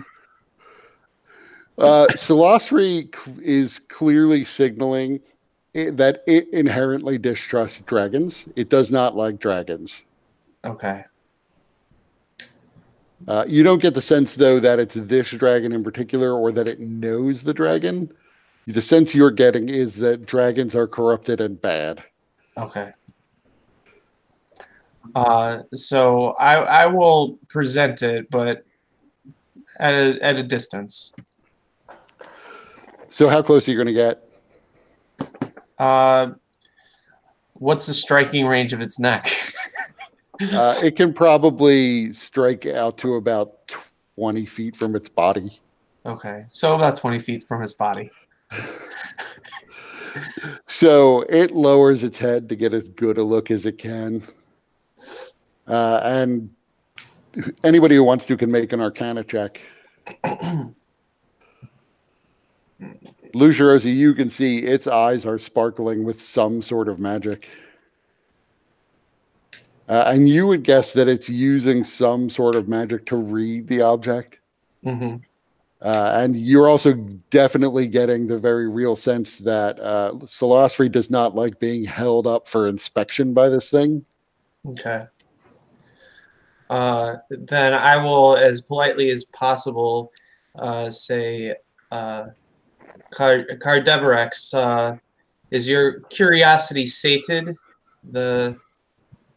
No offense, but Salasri is not exactly thrilled at the notion of being held out like this. Don't look at me. Kerdeverax says, yes, of course. I'm sensing there's a fragment of a soul in there. Huh. You should be very careful, I think. Now that I see it up close, I realize it takes very powerful magic to hide an object like that one. Anyone who cared to find it, or anyone who was very sensitive to magical auras, would be able to at least sense something was there from a great distance away, much as I did. I've been traveling for more than a day. Really? If there's anyone who's after objects like that, this is a beacon to them to come and find you. And as you move, the center of the effect will move, so they will know. That's how I found you. Well, but I don't mean to upset you or your very intriguing weapon. Or any of your friends hidden behind rocks. Well, that is comforting to know. But I am curious, when you say that there are others that might sense the power that Solastri emits, what kind of powers are you speaking of? You mean who might come for you? Yeah. Or, well, I have no one specific in mind, but many dragons can sense magic from a great distance. Powerful hags, powerful wizards, anyone who was, of course, actively searching for them. Anyone who wants ancient artifacts, and there are many of those people, might be able to sense the location of this. Liches and all manner of nasty creatures might have no compunction against stealing it from you or murdering you and taking it. Even though I sense the soul inside would not bond to them easily, still, all magic can be broken down and converted into other forms, so even someone who couldn't bond with a weapon might find it useful. Well, thank you for that information, Cardebarex. But any that come to try and steal Solastri or hurt me or my companions will find the wrath of Asheros behind its power. I believe that Asheros placed Solastri on my path for a reason, and as such, I have faith that Asheros will protect me. How far away were you when you? How far away were you when you started feeling the effects? Let me see. You said you were flying for a day, and you were flying fairly fast. I was perhaps 1,000 miles from here. That's Where's 1,000 miles? Like, if I were looking at this, where on this map would be 1,000 miles? Let's see, where would be 1,000 miles? I'm on a different map at the moment. So the ruler should at least be. Oh, does the ruler work at this level? Oh, it does. Crazy. So this far away in the mountains or up in Dramenlog, or like it's a pretty good range of the continent it could have been in.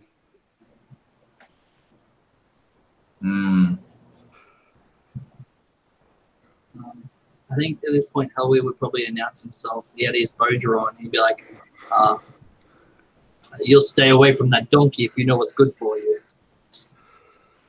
I have no interest in eating your livestock. You look like just the kind that would. Lusharovsky kind of does one of these as he hears his annoying voice. I could see why you might think that, but contrary to what you may believe, dragons are not savages. Well, then shoot. Wow. How weird. I would strongly suggest that you hold your tongue any longer. Otherwise, he might be hungry. I pull the bowstring tighter. Well, I also don't mean to upset your colorful friend there. Humans are getting increasingly strange. I'm glad at least they have you leading this group. Oh, I'm glad they have me too.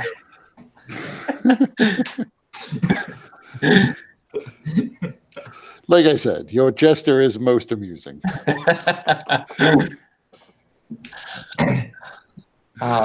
Lucirosi, I'm not sure how I feel about you carrying a beacon that lights for 1,000 miles for all sorts of magical creatures to directly find us.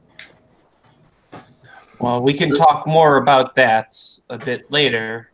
For now, while Cardebarex is here, why don't we make sure that we have sated his curiosity, and then Lucirosi will turn to him and say, is there anything else that you might seek of us? No, I don't wish to upset you at all, or the weapon. I would have liked to have handled it and learned more of its history, but that clearly would not be something it would want. I have to respect that. Thank so you, Cardebarex. I will be leaving you. If we ever encounter each other again, it will be a welcome day. And it begins to beat its wings, the force of which is sufficiently strong that you could see if it were trying harder, it might be able to sweep you off your feet, Lucirosi, at least as close as you are. But it lifts into the air and then shoots almost directly straight up at a pretty phenomenal speed, and then takes off back in the direction it came just as fast as it flew towards you. Well, it's certainly not every day that you encounter a dragon, let alone have a conversation with one. Which direction does it go? It is flying towards the northeast. Okay.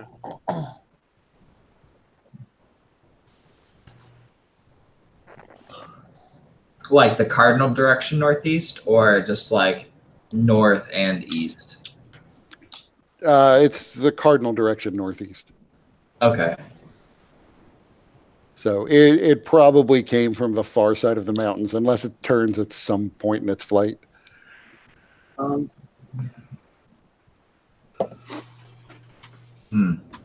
So if it is flying in a straight line back to where it came from, it probably would have to have been in Dramenlog. So a different realm on the same continent.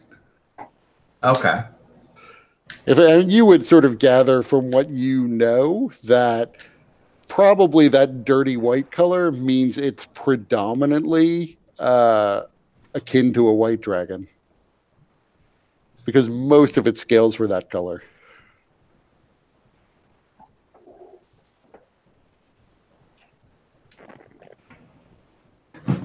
Yes, this soul he talks about inside of Triangle. I've talked to you about it before.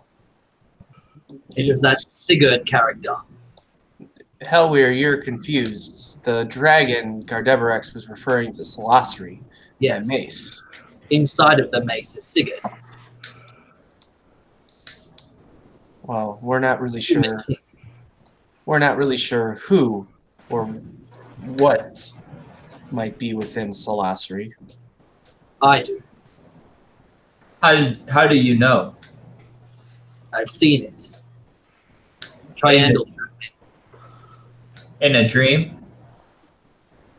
It was more than a dream.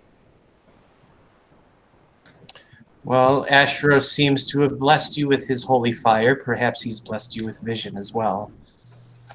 Did you get any indication of who the Sigurd might be? Yes, he's an old king, an old human king. There's a seed of life inside of the mace. That is him. You can give me religion checks.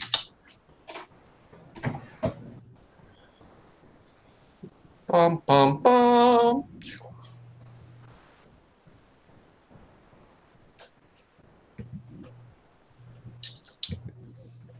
Kajika wouldn't know anything.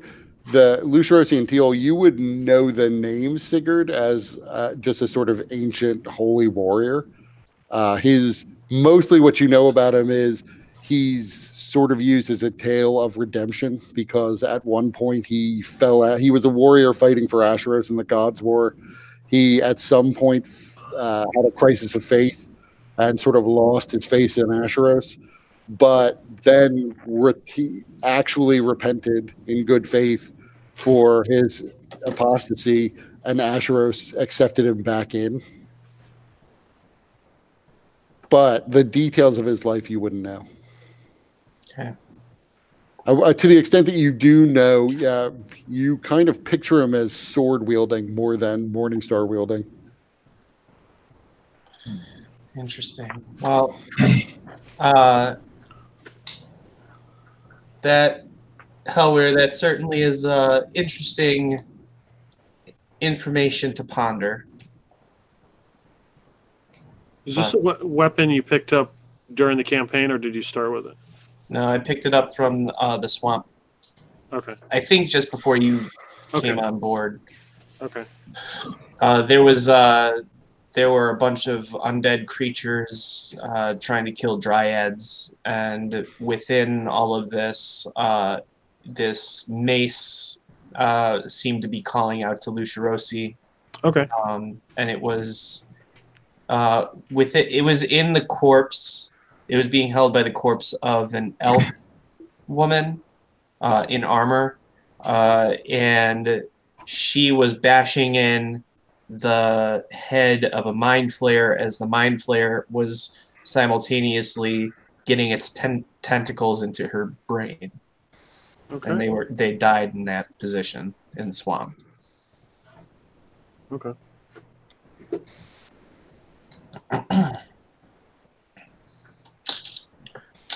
So as you continue on, it is still pretty cold. The snows are pretty much stuck to the ground now, and it's not warm enough to melt them.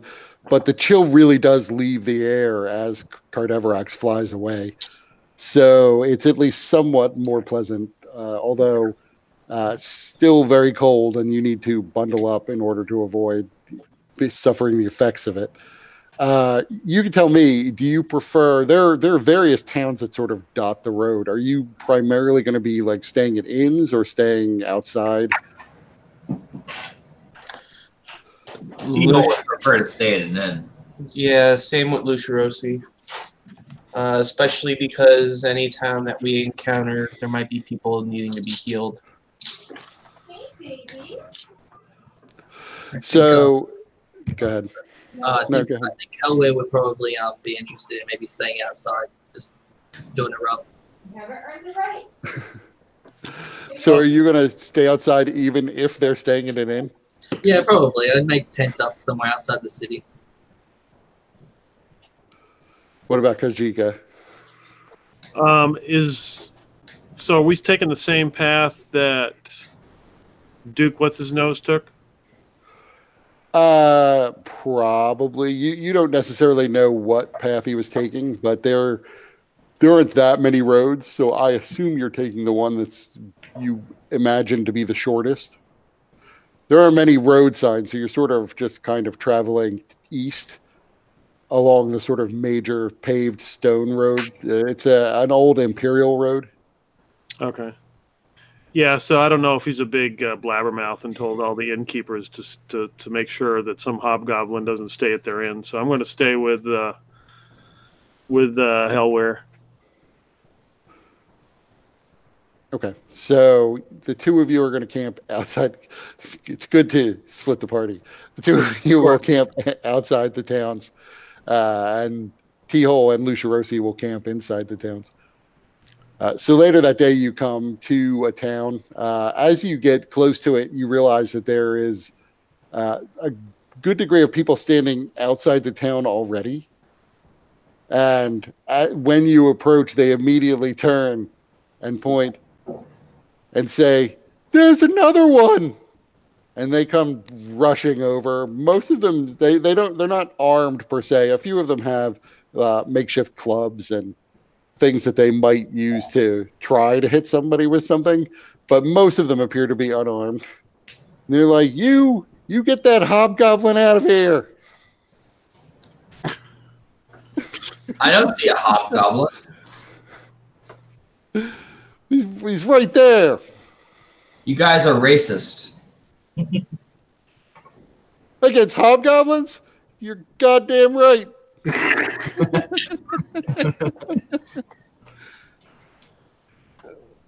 I'll be happy to let you know that Kajika here only shoots people that deserve it. Yeah, who decides who deserves it? Him? And T-Hole just kind of looks at him. So is it? I would take it. It's a soft race town. So Yeah, this appears to be. This is a group of mostly dwarves and humans. You can see an occasional halfling mixed in. Probably predominantly dwarves. Look, more of his kind came through just a couple of days ago, and we've had nothing but bad luck ever since. I don't know if they cursed us or what the hell's going on. But you get him out of here. You're not even allowed to walk through our town. You runts have small brains. And Listen, I will. old man, we don't need your back talk. I would find. Is it one person who's doing all the speaking? One person seems to be talking for the crowd mostly, but there's a lot of yeah whenever he says something. Yeah, I would probably get ready to punch this guy. It's a lot of rabble, rabble, rabble, rabble. Yeah. So I'm going to walk up to the main guy who's talking. What does the rest of them do? Everybody, including the main guy, they all sort of take a step back as you approach. Now you stay where you are. We're not afraid. There's a lot more of us than there are of you. We just want you to turn around and go back where you came from, Hobgoblin. So tell me, what happened with the others?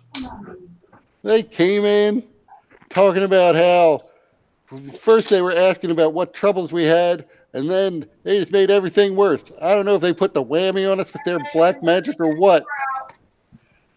Okay. How many were there? 5 of them. Like you don't know. Everybody knows all hobgoblins know one another.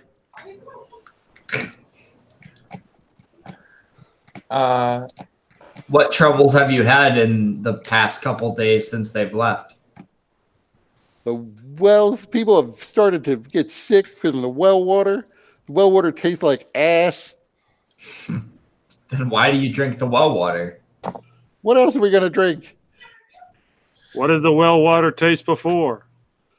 Like water.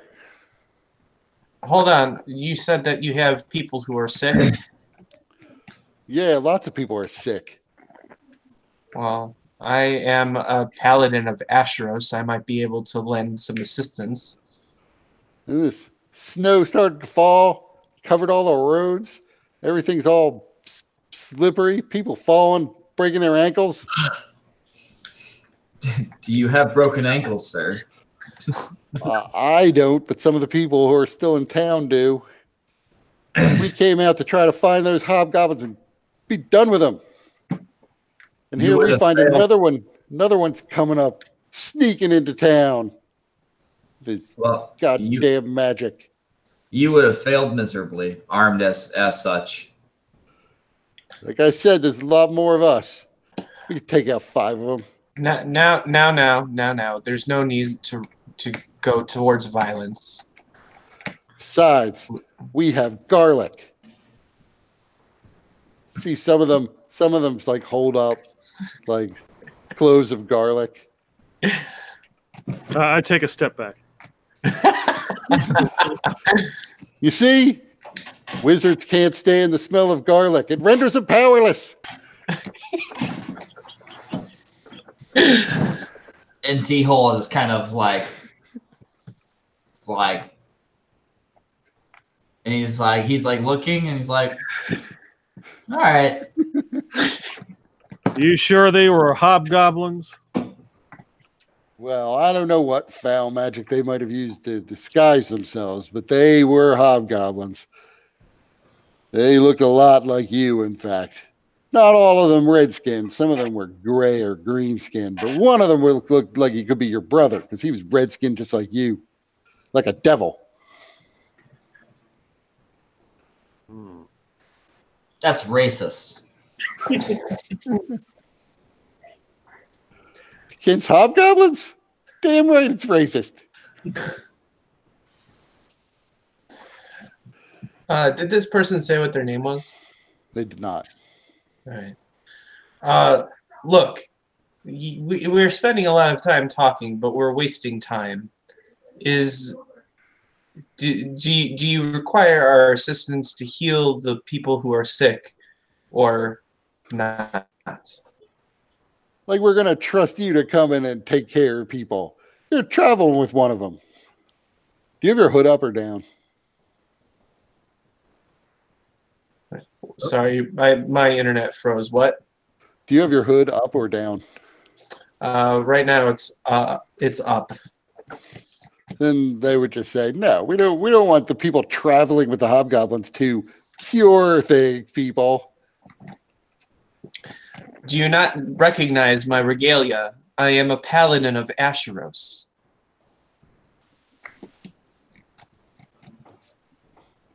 They're sort of like looking at each other and murmuring.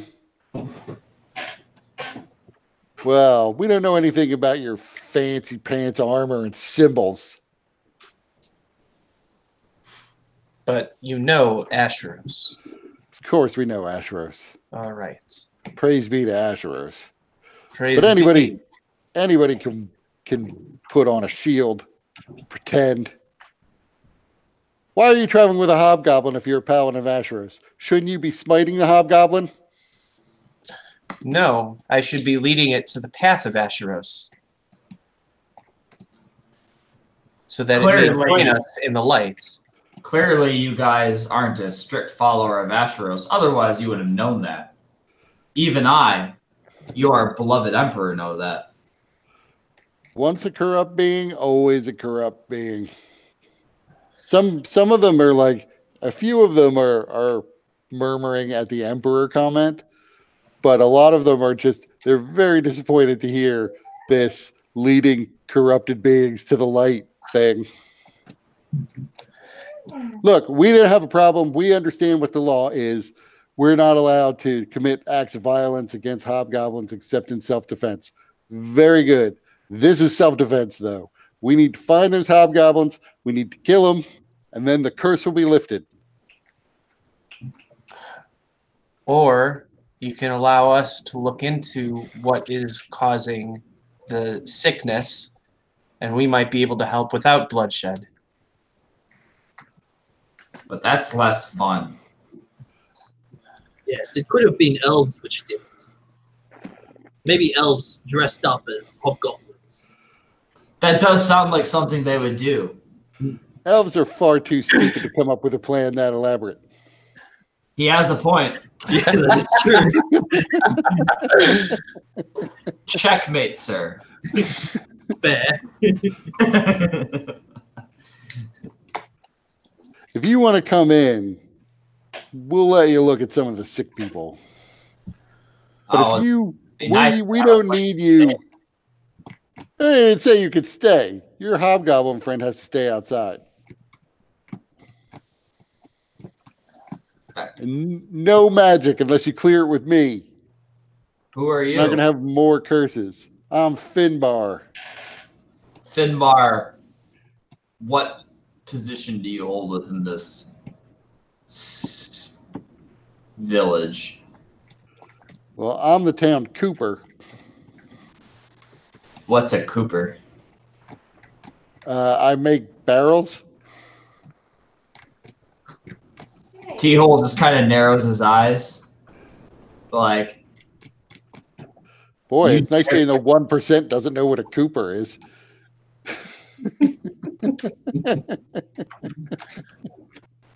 You dare command your emperor and seek to presume stuff over me, don't make me Listen. laugh. Listen, I don't know what this emperor nonsense is. We follow the right and true king, Hal. Who is Hal? King Hal. Is King Hal the current emperor or leader? Do we know that name? You would know generally that the King of Longspear right now, there was a war 2 years ago, but the war was over who was going to succeed the last king, his bastard son or his brother. And the winner was the bastard son, who was a half-elven king named, or half-elven boy named Halivard. So you're guessing you're referring to King Halivard? Okay. Now, King Hal has come. King Hal is not the rightful emperor. King Hal's not an emperor at all.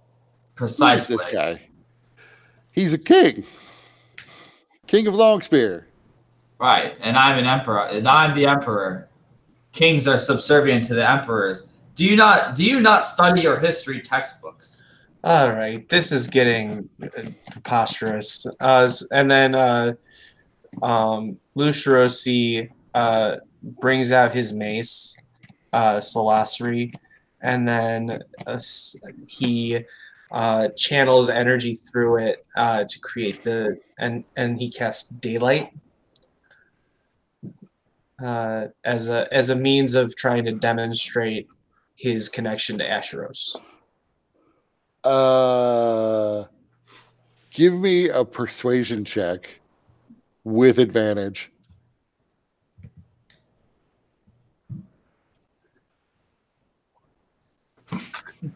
Advantage is killing you, man.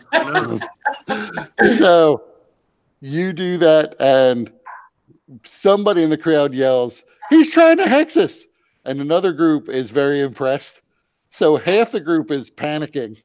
The other half is actually takes this to be a sign that maybe you are actually a paladin of Azeroth. So the one half of the group that's panicking, they're breaking and running back into the village. The other group is just kind of simmering, calming down, and seems to be more willing to at least be reasonable. What about this Finn character? He's in the group that's panicking and running. He believes you're trying to hex him. I knew it, you hear as he's running. Lucerosi looks back into the group and she's like, well, I guess it sort of works. And another person steps forward, and this time a dwarf, and he says, I'm sorry about him, but young guy, what can you do? So, is there some way I can help you? We really do have a lot of sick people in the village, so if you could do something about that. But those hobgoblins really did seem to have a kind of perverse interest in all of our troubles and everything that's gone wrong in the past couple months. So we kind of thought that maybe they were in league. There's a local witch. We were thinking we would just go and find them there and then kill them all. And then that would end the curse and everything would be good again. That still sounds like kind of a good plan now that I say it out loud.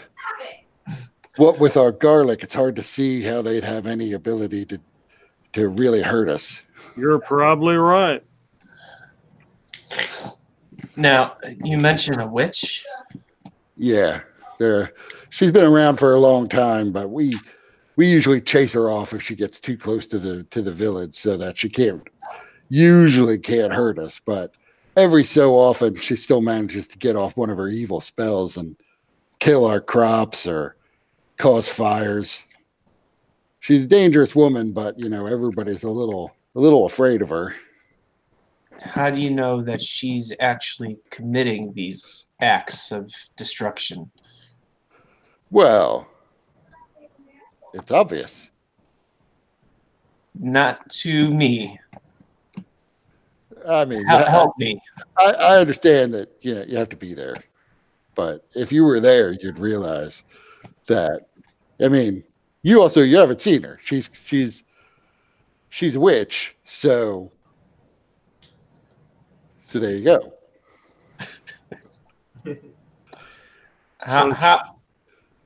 Go ahead. So she's the one that poisoned the well and made everybody sick? Well, nobody's seen her recently, so all we know is hobgoblins come. Hobgoblins want to hear everything, especially, by the way, interested in everything we knew about the witch. Then they disappear, wandering off into the wilderness. Suddenly, our well gets poisoned. Suddenly, our town hall catches fire. Suddenly, Pete's dog died. There's really no doubt about it. The hobgoblins had something to do with this. And how you figure? Well, am I supposed to believe that the hobgoblins came and then left and then these bad things happened and there's no relationship between those things? Clearly they caused it.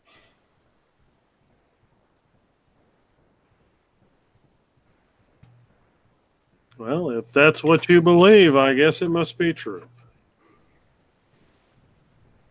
Now, where are your friends? What friends? Your hobgoblin friends. I don't know who you speak of. You got to be a little bit more descriptive than just the race. So you're saying you're traveling on this road and they're traveling on this road and you're just a couple days apart and there's no relationship between you at all. You have no idea who these other hobgoblins are. That's what I'm saying. That does not sound very likely.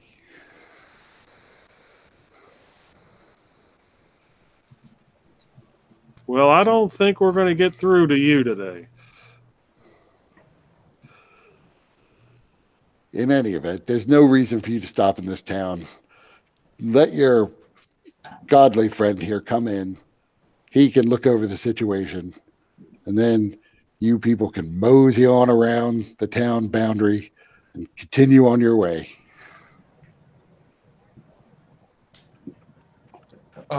Well, it sure beats killing the whole lot of you.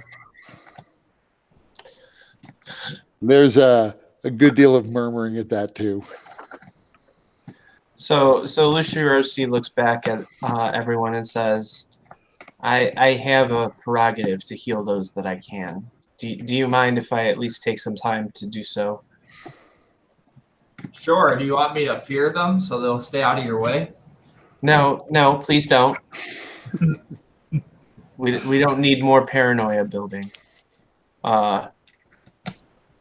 And perhaps I can try and take a look at the well and see if there's anything to that, but it just sounds like a lot of bad luck to me. I'm going to stay out here with Kajika, since he's clearly not wanted. All right. Hellweir, what will you be doing? Probably don't want to take him with you. Yeah. Which is exactly why he's going to volunteer to come.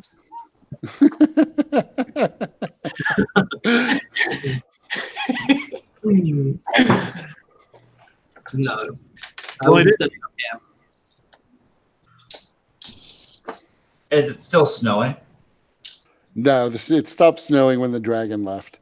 But the snow's not melting very quickly because it's still kind of cold. All right. So while are you guys going to find a place to make camp then? Yeah. Yeah, I'm gonna make camp and watch over the town as I clean my gun. Okay. All right. So while you are doing that, I will help these people, and I'll try to be back as quickly as I can. Perhaps I can also get some more information on what might have actually happened. So you wander into town. You see there are a fair number of people who look at least maybe a little bit ill, but not necessarily to the point of being incapacitated. That said, the people who are incapacitated just may not be out on the street. Mm-hmm. So what's the dwarf's name that was just addressing us? Dolder, although I don't think he said his name. He probably would have. All right. So Dolder, where are those that are most ill? Well, we've tried to move them to the town hall so that we can better care for them. Do they seem to be contagious? Sure. That means that the illness spreads to others when they're near. Then I don't know. Okay. Show me to where they are then at the town hall, please. Sure thing. You just follow me, and I'll take you right there. So he leads you to none of the buildings in this town are particularly impressive.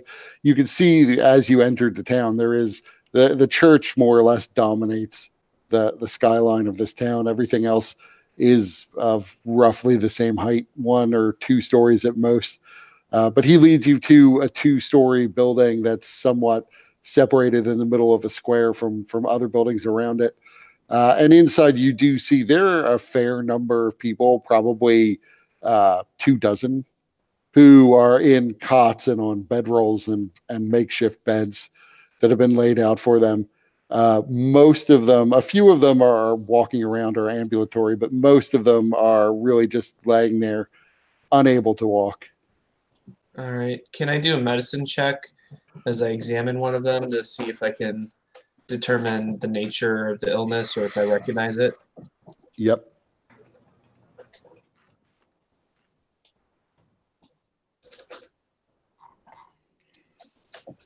You don't recognize the illness, but it does appear as though they might have been poisoned rather than diseased.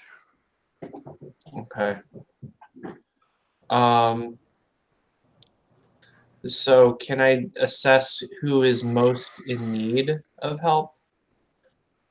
Yeah, sure. You can tell that there are a few of them. I mean, as you wander around, you actually do find one of these people has died. The other people around haven't figured that out yet, but one of these people is dead. There's a few more who are on the verge of death. Okay. So for those that are closest, I'll use 5 lay on hands points to heal them, and I can do that to 8 people. Okay. You find there are probably 3 of them are going to die like immediately within the next hour or so. A few are probably within like 3, another 3 are probably within a couple hours of death. Everyone else probably has at least a day. But the poison, whatever it is they ingested, does seem like it's likely to kill them. Some of them will naturally get over it, certainly, but a lot of them, it appears to be just slow acting, but pretty virulent. Okay. So once I'm done healing those that I can through the lay on hands, let's see if I have any spell slots I can use for this.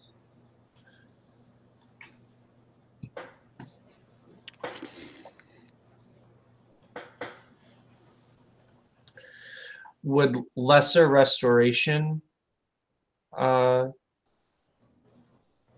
Lesser restoration would definitely stop the poison. Okay. So I can then, are there any others that are looking really bad? Like I said, there's the 6 who will die within the next day. Mm-hmm. There's a couple that look like they might die within a day or 2. And a couple, the rest all appear like they probably have a few days. Okay. So 8 through land hands, and I'll spend 1 spell slot to do lesser race restoration. And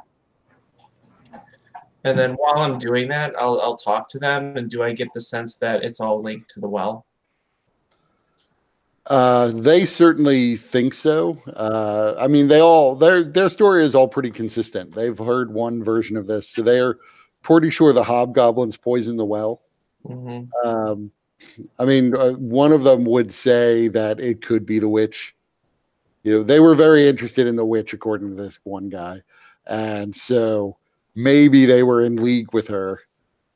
Although he does sort of question himself on that, because why were they asking questions about her if they were in league with her? Then he convinces himself that they probably were just seeing what he knew about the witch. And they're like, hobgoblins, he says, it's well known that they are familiars for witches.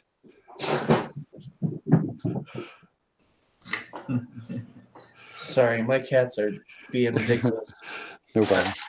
I don't know if you can hear the running of the one though. I can hear some thumping. Yeah, that's the little one. She's like a speed demon. All right, so I'll ask somebody if they can show me to the well and see if I can do some investigation there. So Dolder's been there the whole time, and he says, "Well, there are numerous wells out there, but yeah, it's all a common system. So poison one well, you basically poison the whole water supply for the town." All right, so then show me to the nearest one if you can. So he takes you outside, and right outside on the grounds of this town hall, there is a well. All right, so can I do an investigation check with the water and everything to see, or a medicine check, see if I can tell anything about it? You can do a medicine check. You can see the water is somewhat discolored. It's not clear. So there's that, but you can do a medicine check. It is absolutely clear to you there is some poison in this well, but it's not a poison that you're familiar with, and you would guess probably magical in nature. Okay. In fact, you get a sense that it could be demonic. Okay. So if I use my corruption sense, do I notice anything? Like, can I see any traces of corrupting magic or any kind of residual? Yeah, there is absolutely a trace of not necessarily corrupted magic. It is almost like in sensing the water itself, like you are sensing some like one of the manies, like one of the lesser demons in a bucket in front of you. So I'll turn to Dundrel. Dolder.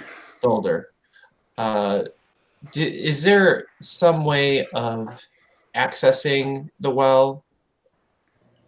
Like, can anybody like, is there an area underground or some way of getting down there? You could jump in the well, but I mean, it's not like there's a passage that leads to a lake. It's just water underground. Okay. So how do you maintain the wells? Well, every couple of years, somebody will have to be lowered down into the wells to check the stonework. Usually there's a dry season, so we'll wait for that. We'll send somebody in, send a mason down, fix up the well walls. But other than that, the well water more or less naturally just comes up through the ground. We're blessed with ample water here most of the year. Okay.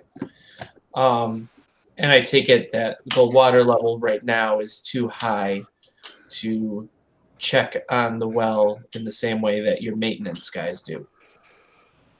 Well, you can. Sometimes we get lucky and somebody will come through who can magically lower the level of the water. But yeah, I wouldn't go down there right now. I mean, you could go down to the surface of the water, I suppose.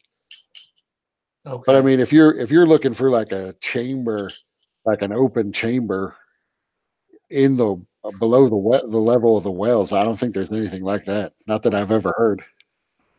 All right. Thank you. I think I'll need to consult with my friends about this. The hobgoblin. Yes. Here's I the know. thing. He might be a spy for the witch. You should be I- careful about the hobgoblin. I have it on good authority that he is no spy, at least not for this witch, and that he has proven himself to be a worthy ally of myself on many occasions. That's how they get you. They pretend to be your ally, and then when your back is turned, they stab you in the back. I'm sorry that that's your experience, but given that I have healed a number of these people that were close to death, does that at least buy us some goodwill to allow my friend to enter the town unmolested? Well, I don't suppose anyone's going to molest him. What could he enter the town without being attacked or accosted? Wait, I'm sorry. Let me re-say that. Can he enter the town without people yelling at him or throwing things at him or trying to hurt him? Probably not. I mean, he's got a couple hours because half the town is getting ready to go find the witch and kill her. But when they come back, they're probably going to at least throw things. All right. Well, we'll take that into consideration, I guess. So then I'll go find the others who are making the camp. So in the meantime, like while Luciosi was out, like we were making the camp, like, do you ever think Luciosi could not help somebody?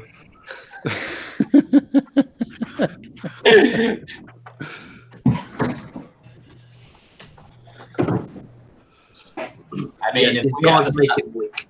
if we have to stop in every town because somebody's suffering, we're never going to make it anywhere. And all the while, nobody cares about our suffering. No.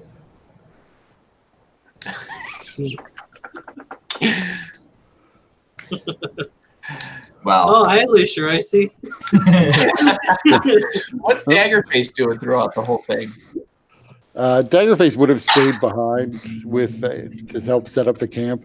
While Luciosi is down in the town, though, you do see off to one side of the town, away from where you saw the original group, there is another group is forming. It's not quite as large as the first one you met, but it's a number of people, enough that you can see them from, half a mile away from where you are. You're a little bit higher up than the village itself, though.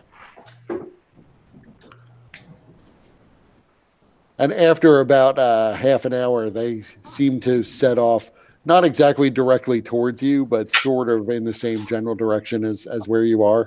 Clearly headed for where the first group was headed.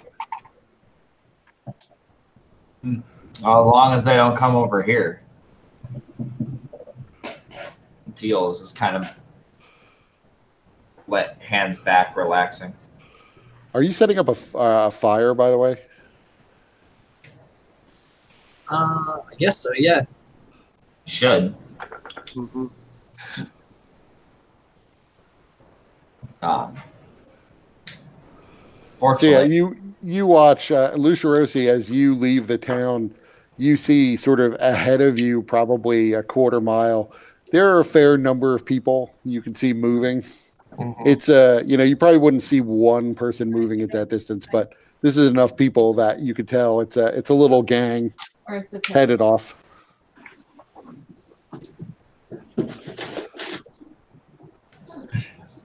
All right, so I see that group heading off. Which direction are they going?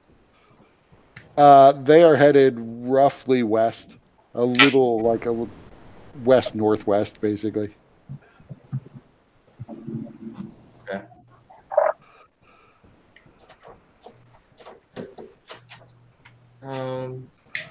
And you can see the campfire from where they've set up their camp in the distance, up on a promontory overlooking the village. Okay, so I'll be heading towards there. I don't know if anything else happens in the interim while I'm heading back. Nope, you managed to get there. All right. Don't notice anything else. So I'll let everybody know. So these people. As you get there, though, you can see there is pretty thick black smoke rising from a corner of the town. Clearly, something is on fire, but it has to be something relatively big, like a building is on fire. All right, so as I get to the group, I was about to mention stuff about poison, but then I see the black smoke, and I'm like, guys, it looks like there's a fire, and I know that these people were just about to go to war to find some witch, so this can't be good. We should just leave the simpletons to die. Well, most of them are out of the town, so a chunk of them will be safe, but maybe we should help them. Maybe.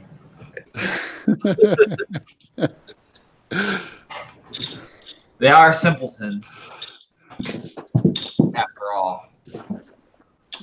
That doesn't justify their death or suffering. They left the town to go die and suffer at the hands of this witch. I don't know if there's a witch. There definitely seems to be some kind of demonic or corrupting essence here. But Really? yes.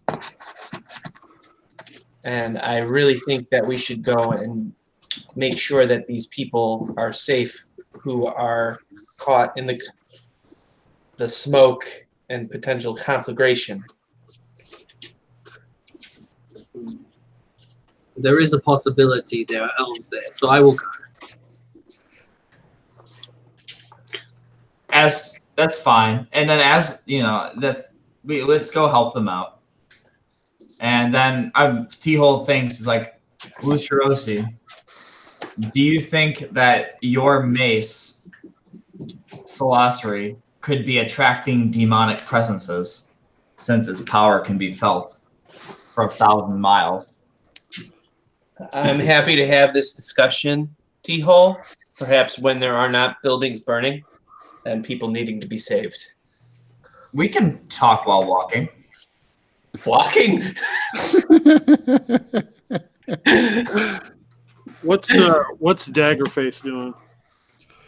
Daggerface is clearly in favor of helping these people, as he kind of he didn't necessarily see the smoke rising from the village, but once it was pointed out to him, he was almost a little taken aback that there was a suggestion of leaving the simpletons to their fate. But he is very gung-ho, except when he hears about all this running, because he's a natural sprinter.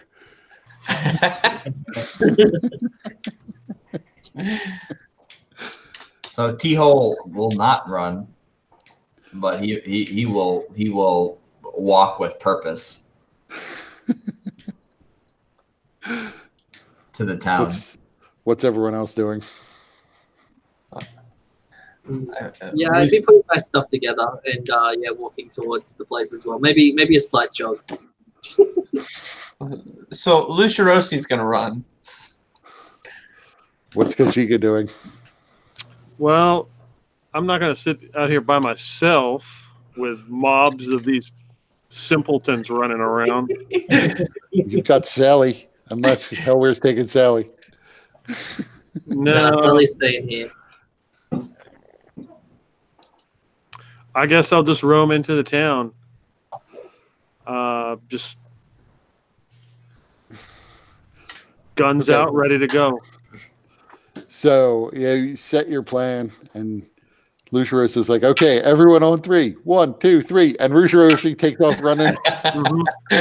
And then Everyone everybody else is at a brisk mosey. Mhm. Yeah, pretty much.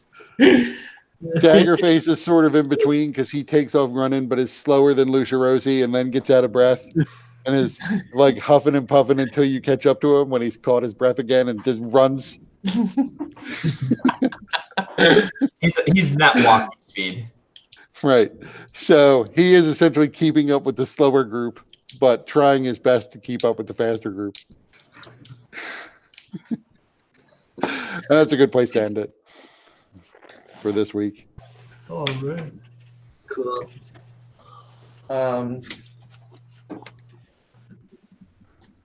So I kind of want to bring it up to people because I don't want it to be annoying with how stiff Lusharosi is and needing to save everybody that needs saving. So I was just wondering people's thoughts about how to try and address that or make sure that